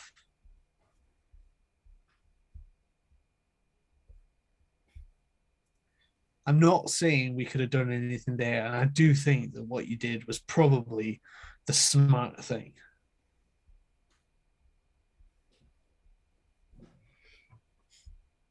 I don't like it. No. I know. Sometimes you have to make decisions in order to make sure other things come to pass and keep the balance incorrect. This is bigger than beyond you and me. Clearly. Look, let's see. Oh, I don't know. We'll have to find some connections, see where the Church of Father Cain... Vaughan is a good lead. We can ask Cisco. He's on his way anyway. Father Vaughan what do you mean? is a name Wait, you have heard him passing in Elysium. He is the head of the Church of Cain in Manchester and has attended Elysium every so often. You would guess is neither liked or loved either by the Anarts or the Camarilla, because he's his own man. Clearly powerful enough that neither can move against him. Not easily, no.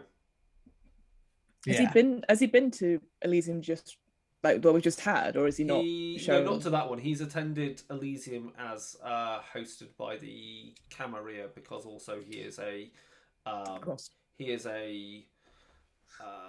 high-ranking kind of like I think he's Clan I can't remember even my own notes. I think he's Clan Toreador. Actually, I'd have to check my notes on him. So whilst not of the actual Camarilla itself, he's more closely aligned with the Camarilla than Anarch. Yeah, he's the Toreador primogen in the Camarilla. Okay. I'm gonna text the Lictor. Fucking hell. Shit. Okay. I like the fact you've said, and Cisco's on the way, and I'm like, wait, what? Oh, hang on. wait. Remember, you've got your vision. You still got your vision as well. Oh no. I'm going to go and resolve all that once everyone else is fucked off. I want some support in case they decide to come back, and I don't feel safe rooting around somewhere when there's the opportunity that 4 angry vampires could actually say that they're probably going to. Yeah, I'll do it after the. Oh God, fuck.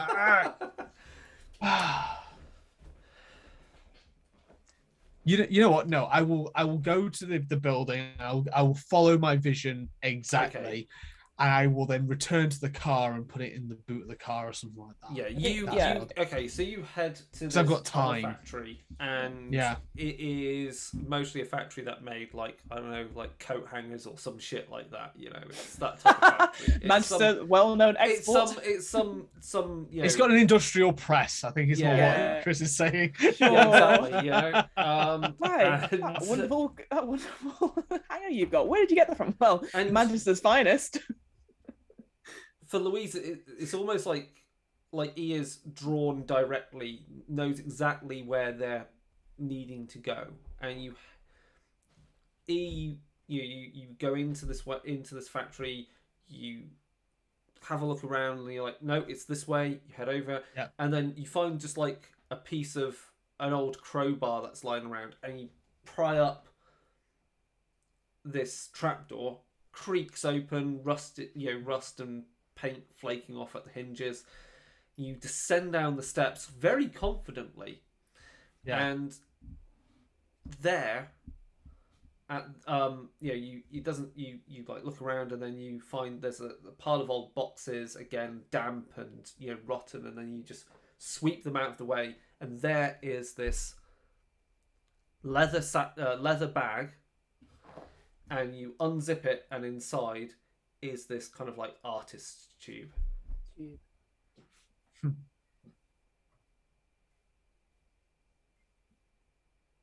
It's not all bad having power. You know that. Come on, let's put this in the car before everyone else arrives here. What is it? What? I don't understand. What is this? If I had to guess, it's the painting that they're looking for as a gift to Father Vaughan. You knew it was just here. I tapped into some stuff. It caused this. I gestured where the.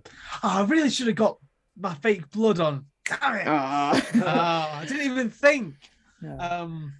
Like obviously like the dry streaks of blood that have run down the face. I tapped it. I tried something. I've been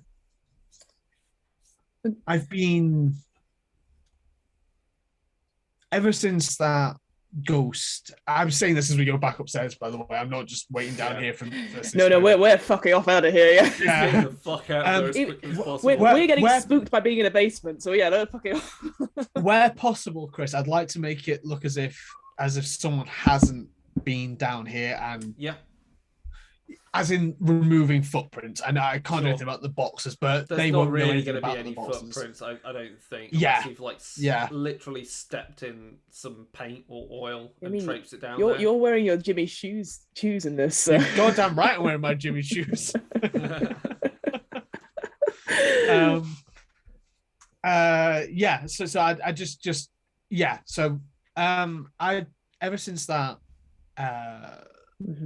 that ghost in the hospital that you and Xanadu said that I didn't see. I've been working on some. There was a ghost, all right. Just because I didn't get a phone call doesn't mean that that person wasn't grateful that I saved their life. That's all I'm saying. Yeah. All right.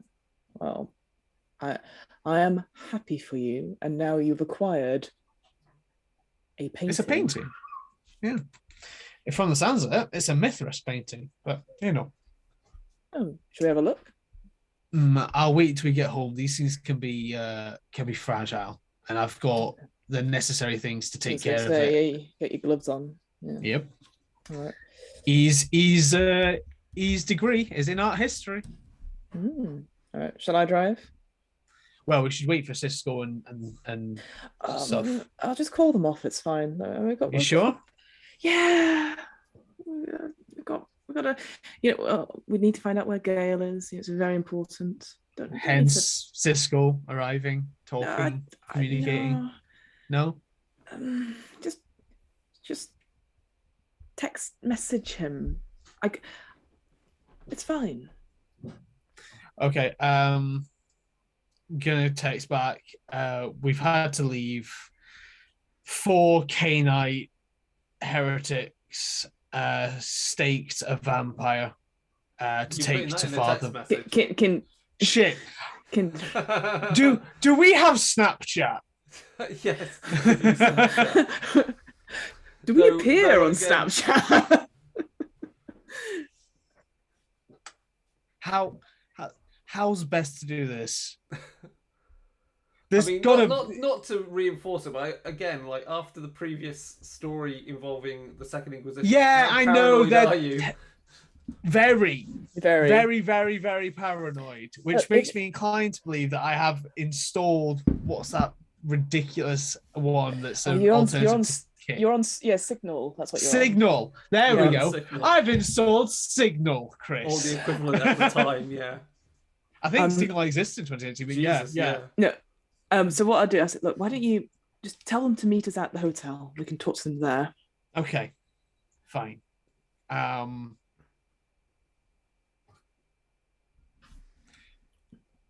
Chris, can you help me understand something about Vampire Society that I might not know here?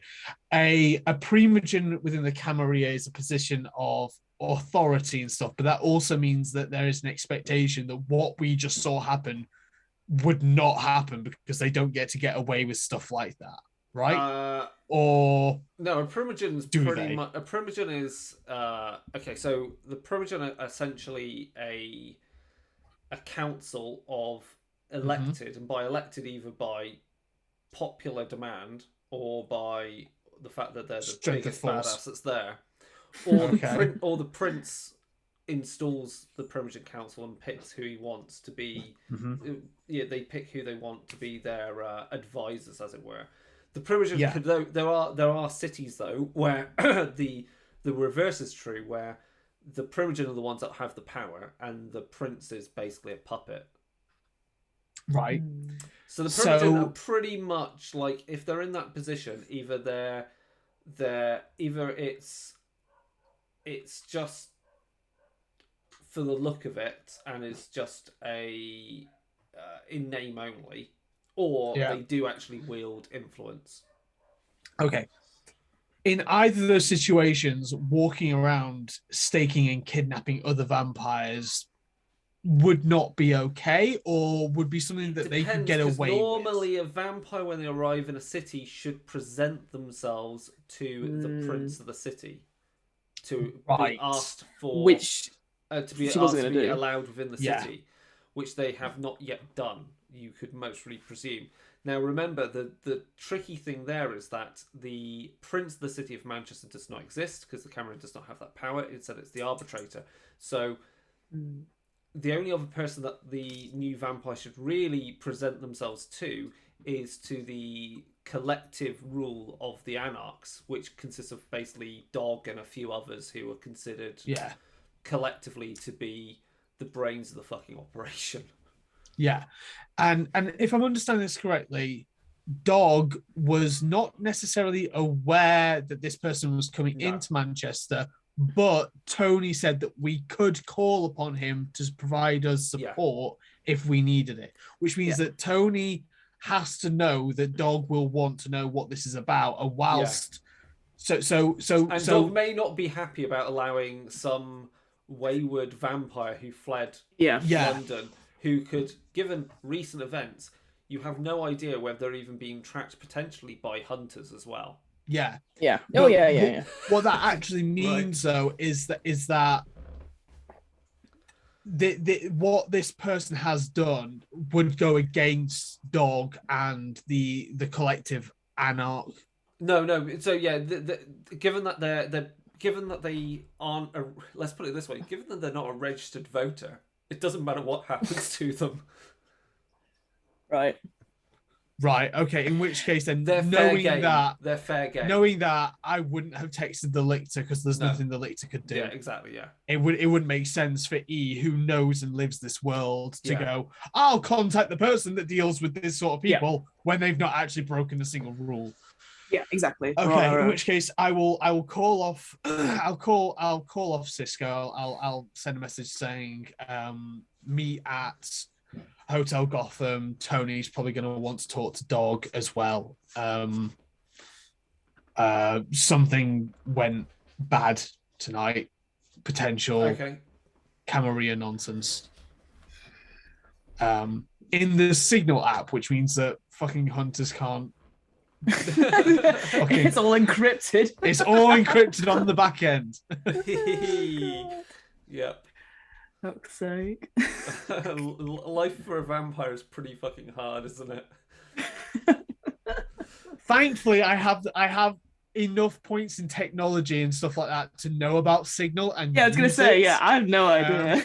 But, I mean, this is why literally sending messages, snail mail, basically sending a message by mentally dominating someone to go, take this, fuck off over there, give it to that person, and then come back to me. And when they come back to you, you go, you forget everything, then fuck off. Right? Yeah, fuck off. That is the ultimate encryption.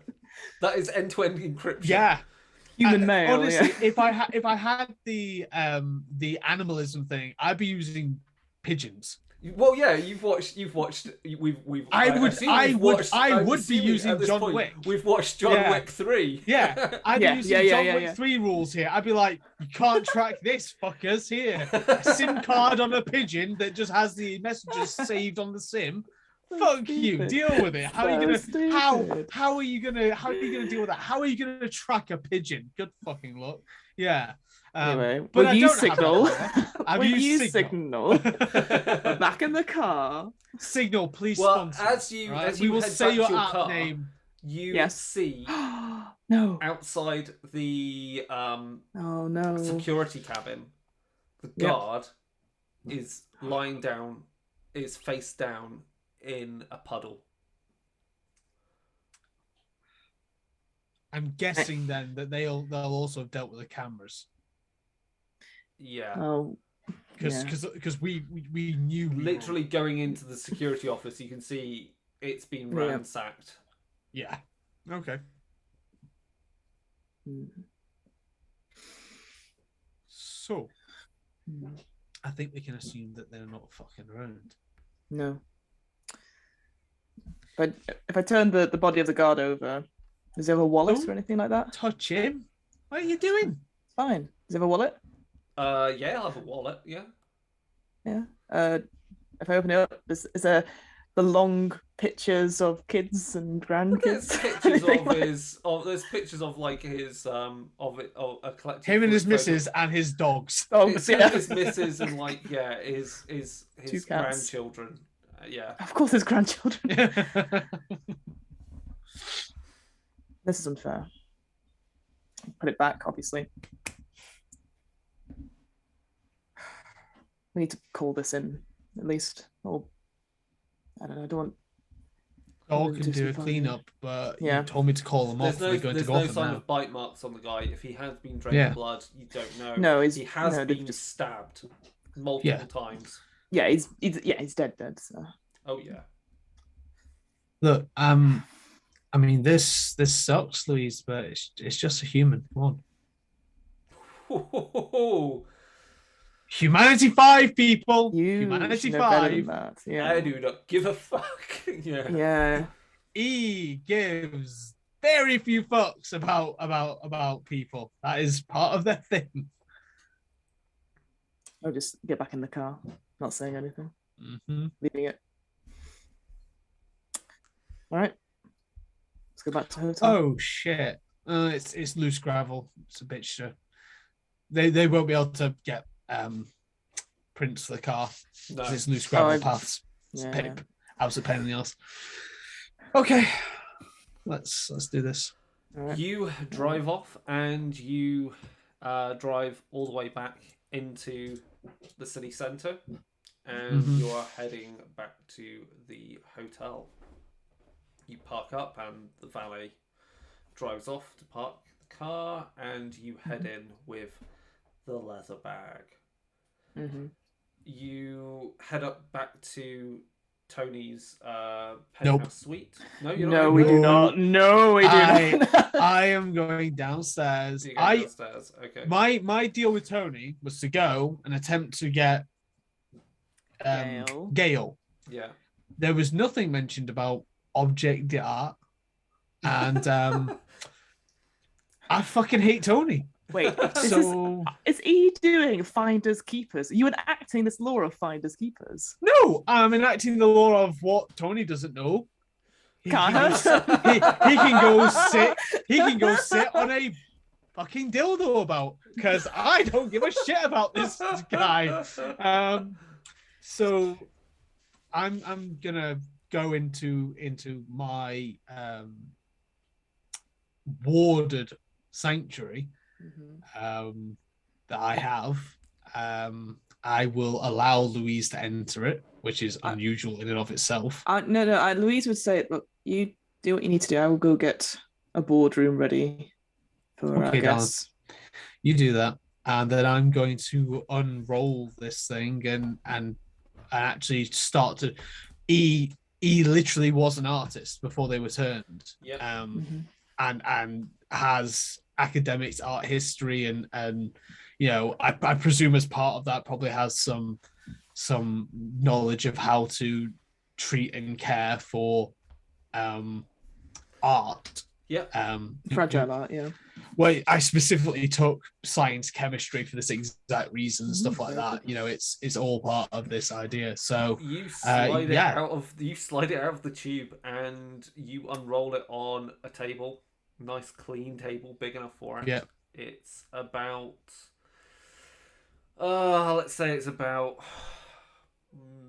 meter square. Also, Okay, pretty big then. Ooh, square. It's landscape. It's not square. It's definitely landscape. Oh.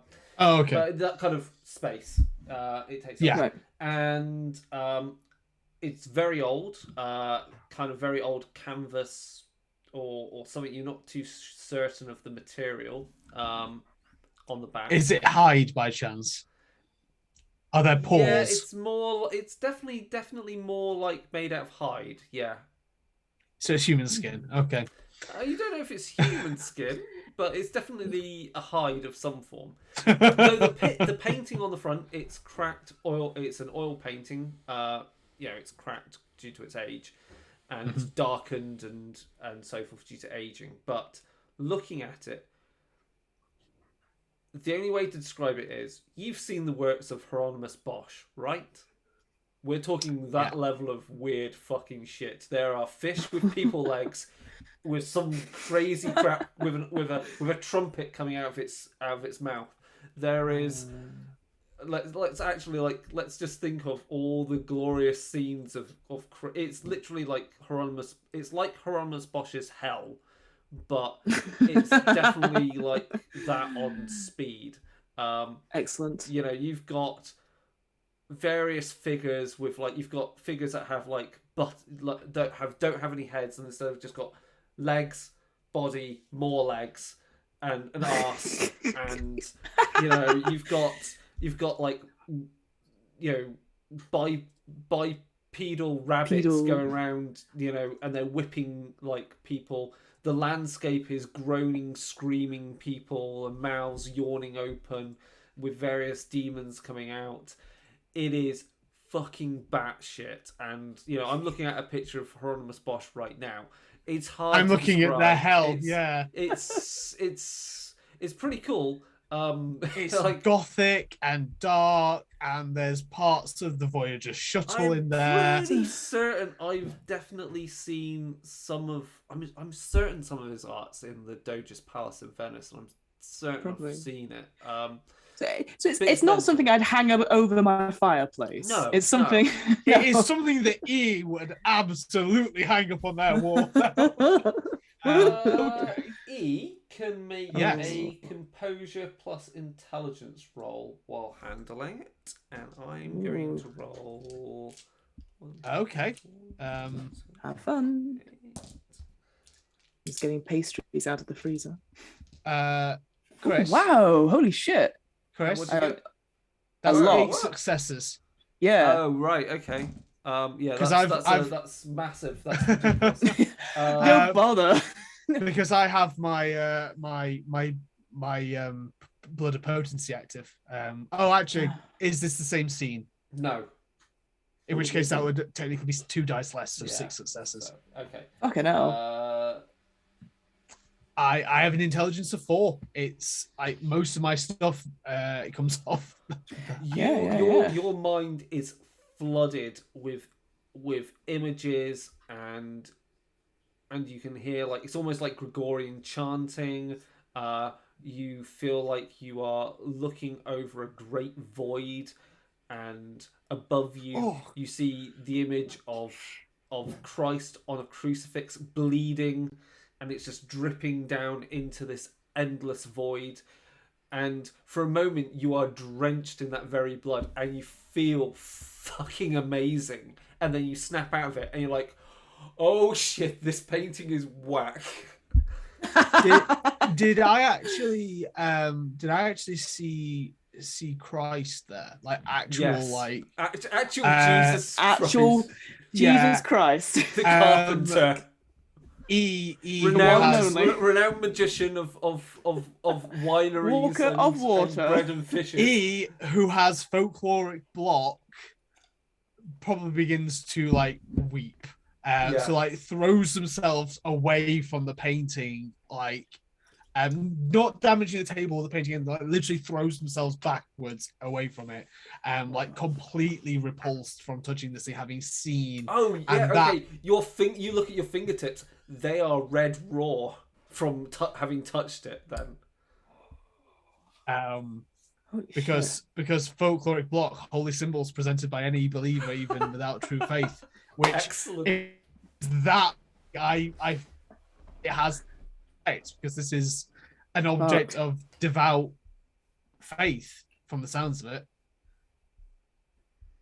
Yeah, it sounds like. So yeah, he will like launch himself backwards, like sort of like against the thing, and just like pant, looking at their hands, where like I imagine through the gloves, because obviously they would be wearing gloves to handle it. Like there's like probably smoke rising from the gloves, and like. Cut to what's Louise doing? Oh. I literally just putting a room together, just getting getting little pastries out, like we did before, essentially, just getting that ready, and then you and those fucking pastries. hey, I am a sole believer. When you have a meeting, you bring fucking pastries, because everyone remembers the meeting. Anyway, I'll get all that sorted. Even though I know nobody will fucking touch the pastries. Because Xander's not there to eat them. No. Anyway, and then I'll sort of take a big breath, and then I'll go up and get Tony and inform him what's going on. I'm gonna roll a standard dice, a standard normal vampire die, and if it's a success, I'm gonna see if something happens, because it's rather arbitrary and it's me testing something. Oh, I know. It's a success, right? As you're walking back through the hotel from there, you go down from that floor. You decide, there's no point taking the elevator, because it takes you time. Well, you go into the stairwell, and you come upon a you assume some I don't know, you could say businessman or lawyer or something like that, and he is clearly verbally abusing either his girlfriend or mistress or call girl, whatever. But she is he's backed her into a corner, and he is being highly aggressive. You're quite hungry right now as well. He's picked the wrong night. So I'll go to behind him and say, "Excuse me, sir, is there a problem?"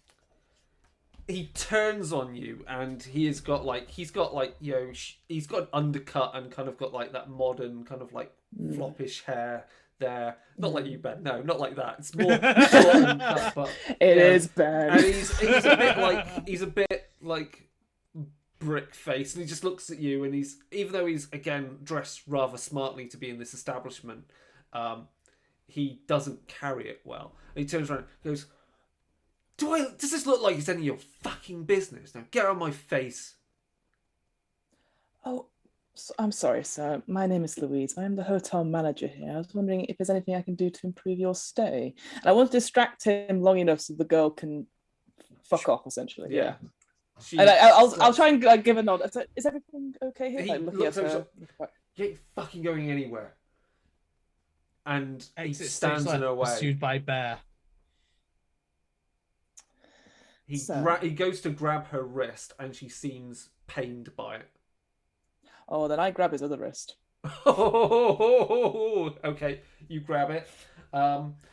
So hold on, let me just check with your where is it? Where's the rules for your I don't know. I'm in your hands now, Chris. We're into what's your humanity first of all? 7.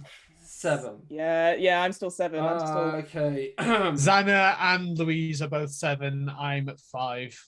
Yes, you took your extras. Okay, so you're still good for that. You're still good for that. I'm just trying to find the rules for your convictions. Tony is going to be so cross. You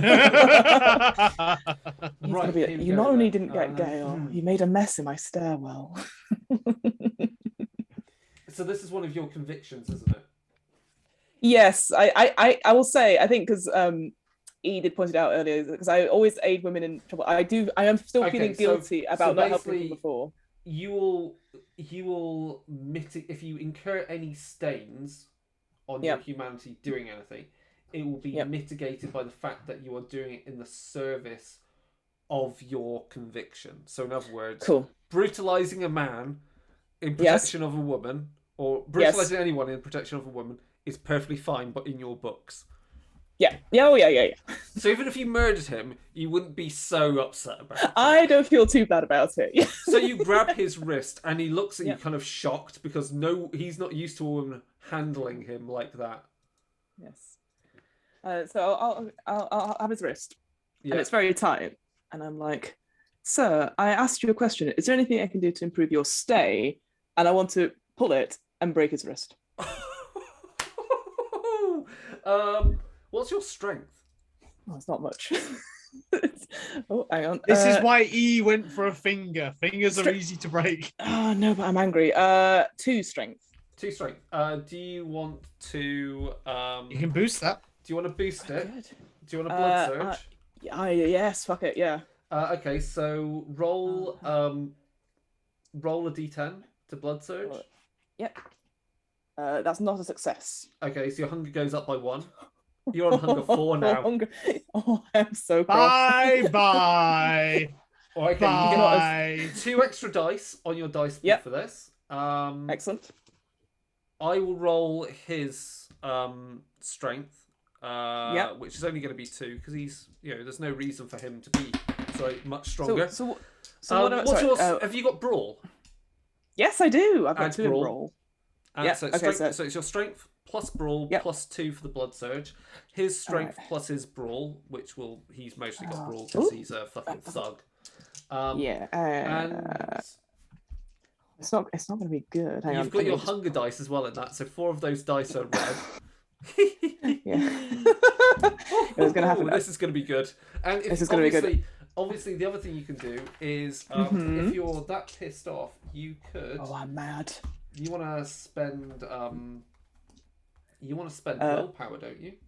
I can. Yes, I've got 7 willpower currently. 122. So willpower should, if I'm right, because I forget my rules, having a very should bad be day. adding some dice to your dice pool. So let's see, 122.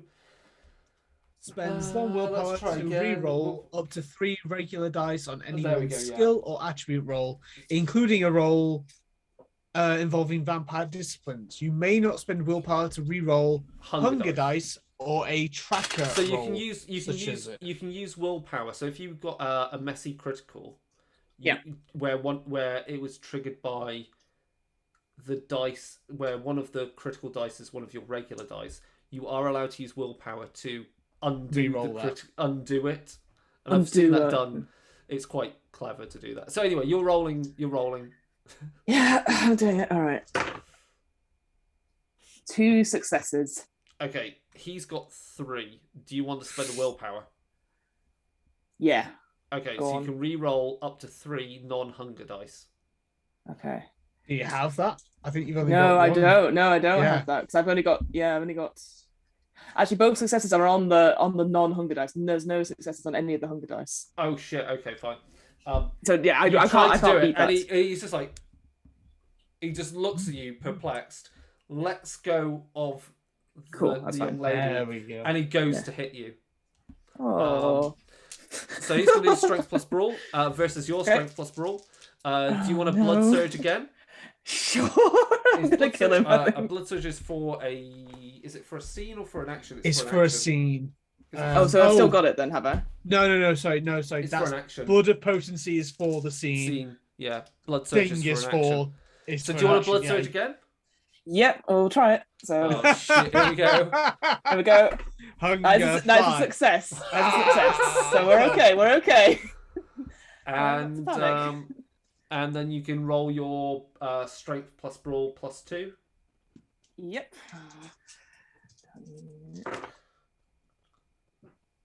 That is Do you have- 3 successes. Do you have anything like what disciplines do you have? Do you have potency? I have dominate, presence, and obfuscate. Obfuscate. Oh, you know what I mean.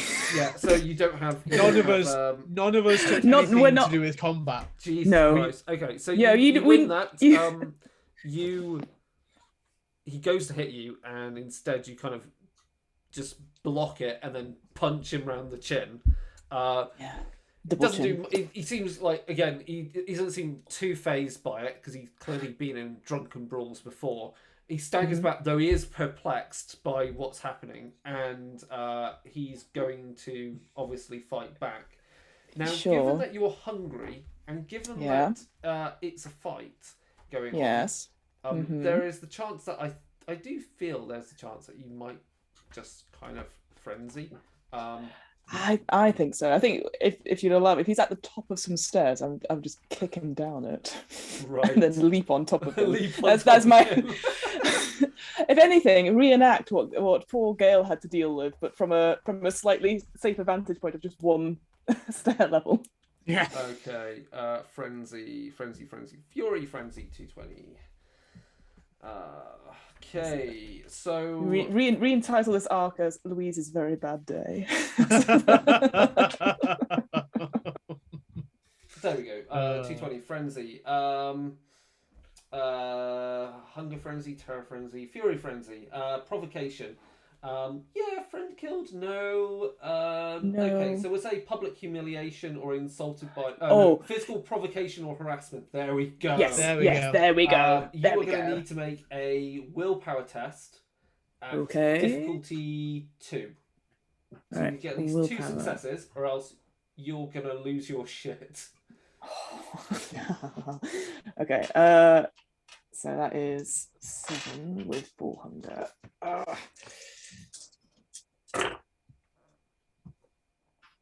How many successes did I need? Sorry. You need to get at least 2 successes. Hunger dice don't matter on this. Yeah. Okay. I just got 2. Got 2. And he rolled to. I've rolled to punch you and done 2 successes. Oh no, you punched him, so we need to roll again for combat. So he's going to try and punch you. You're going to try and kick him down the stairs, barely maintaining the beast within you. Okay, he's doing all right. Oh, that's not bad. That is a lot better. That is like 1, 2, 3. That's. Oh wait, hang on. Did I roll that right? Sorry. 6 total. Yeah, I rolled 7 by accident. It's all right. I'll re-roll that again. Sorry, I'm getting too excited. It's always D&D, everyone's excited. Oh, I'm killing monsters. I'm killing dragon, vampire. I'm gonna kick this person down the fucking stairs. I'm doing it for rights. 3 successes. Okay. You're into a real like trading blows and kind of like scrabbling at the top of the stairs. You're trying to get your hands around his throat. You are so close to bearing your fangs on him. Is there any way you could use a discipline? Like you could do something mentally to him? I probably could. You could literally whammy him. I could. Oh, the thing is, I can't. You could. Oh wait, no, because you're in combat now, aren't you? Yeah, it wouldn't work like that. No. He would be able to resist, but it depends what you've got. You've got dominate. I've got dominate. And there's nothing because I can't obviously when you mesmerize or something like that, you can't tell them to like kill themselves or anything like that. So no, but you could tell them to stop. Lift your head. You're not telling him to kill himself. Oh, I see. Yeah, giving you the opportunity. You know. Oh, I see. Yeah. If I could, it's just like get around. Just be good. Lift your head. Make a rouse check. Oh. That is a success. Christ. Right, you're now rolling manipulation plus dominate versus his intelligence plus resolve. He's only a lawyer. Manipulation plus dominate. His resolve.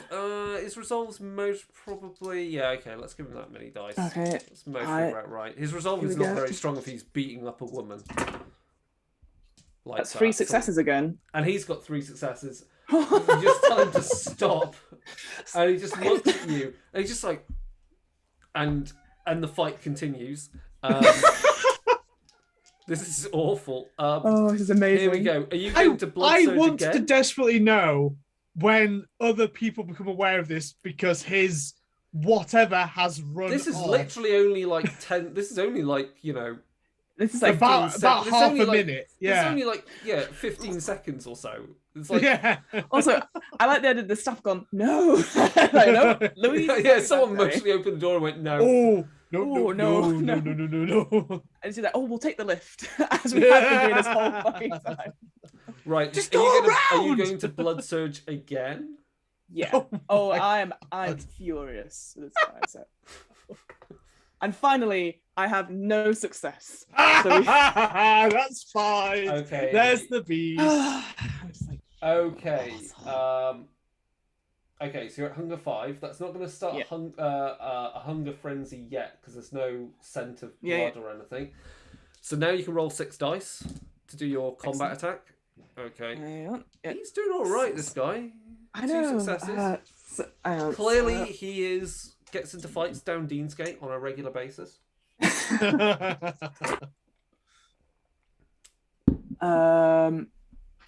I've got 4 successes. That's more than enough. I think we. That's you. It's my fucking hotel. Die. My hotel, my rules.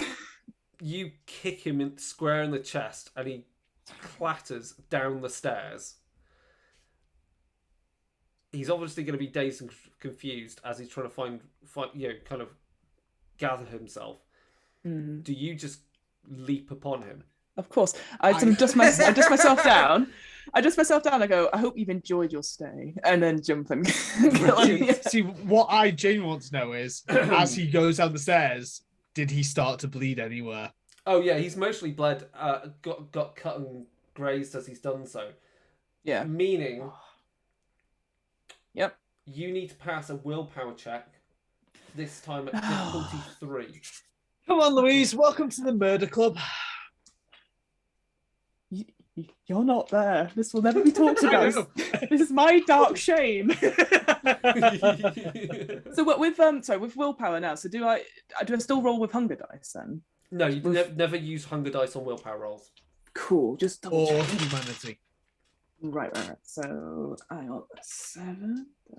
And you roll your current willpower, so I'm used at up anything 7. from. I think All right. 1 success. Well, that's a great big fat fucking failure, isn't it? Yeah. You start draining him. You clamp your teeth around his throat, and you are drinking him. Now. Yes. You can make 1 more willpower check. Okay. To stop yourself from killing him. Oh, I'll. Or it gives you not to stop yourself from killing him. It gives you the fucking choice.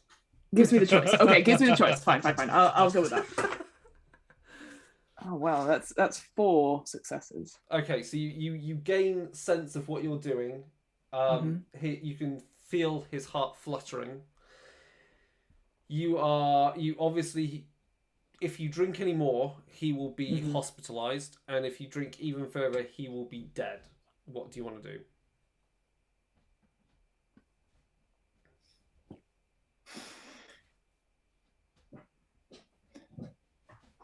I think for the first time in a long time, she doesn't care. Shit. So she'll kill him. Yeah, she'll kill him. See, I think exactly I know why as well. Because as you're having that thought, that clash of conscience and stuff like that, you just hear E's voice go, "It's just a human." Yeah. Right, you're now at hunger 0. Hooray! You will take. Let's see. What's the dear suggested me. stains for murdering someone? Well, doesn't Louise get to ignore it because she was acting in defense of a? Doesn't get to ignore it completely. You get to No, mitigate. I was going to say there's a little bit. I could have stopped and I didn't. I got a bit messy. Stains. A tree beast selects maker 2. Okay, we're gonna say murder. I would say is about 3 stains. You take 2 stains to your humanity. So you're at humanity 7. So that means 2 of your 3 open humanity boxes are crossed through. Yep. And it is the end of the session. Meaning at the end of this session you have to roll remorse. So we're going to find out what happens immediately. For example, a character with humanity 6 has 2 stains would roll 2 dice. So you get to roll 1 die. If you succeed on it,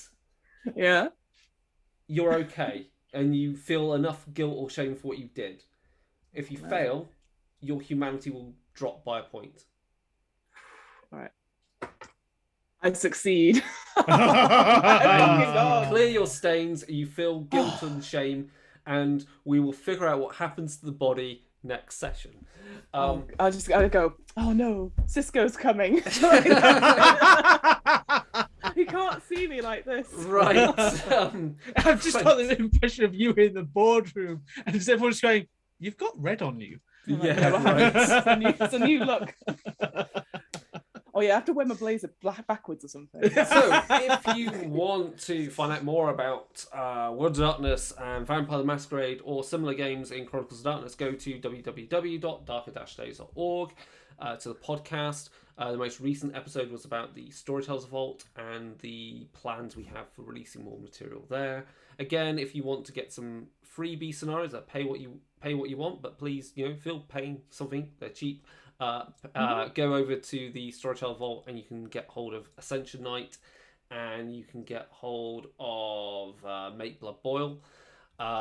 Obviously, head over to YouTube, catch up on the previous episodes of this, and you can find other episodes of other games we've been running. Head over to Fiona's podcast, What Am I Rolling, for both parts now of Warhammer Fantasy Roleplay, Sheep in Wolf's Clothing, which was fucking hilarious to listen back to.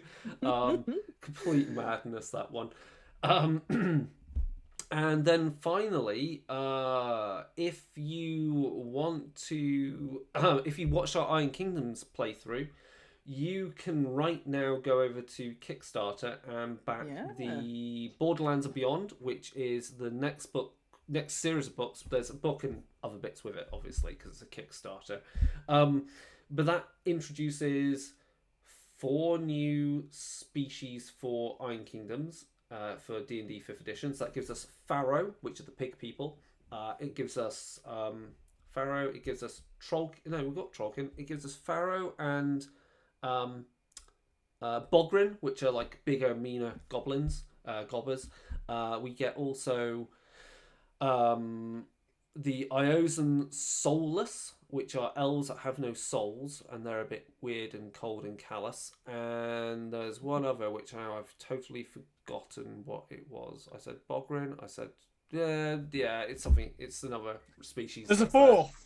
There's a fourth one. There's definitely a fourth one. Maybe it's only 3. I can't remember. Need to back it to find out. Yeah. And then there's a whole new subclasses to build on things. So, there's some new subclasses for barbarians, new subclasses for soldiers, new subclasses, and then absolutely brand new classes. So we now have warlocks in the game because they have war beasts, and war beasts, if you're used to War Machine and Hordes, they do magic involving their monsters getting angry and siphoning off that anger and using it to fuel their magic. So there's a lot of interesting new stuff that builds onto the setting, and new spells and equipment. There's even rules for, I think there should be rules for fetishes that are made by the Bone Grinders, which are a type of, it's basically wilderness alchemists. That's all you need to know about Bone Grinders. There's also a scenario that's a full campaign actually. And then there are some stretch goals, and one of the stretch goals is me to write a scenario. So I'm writing something. Very exciting. Writing something right now. Don't know what.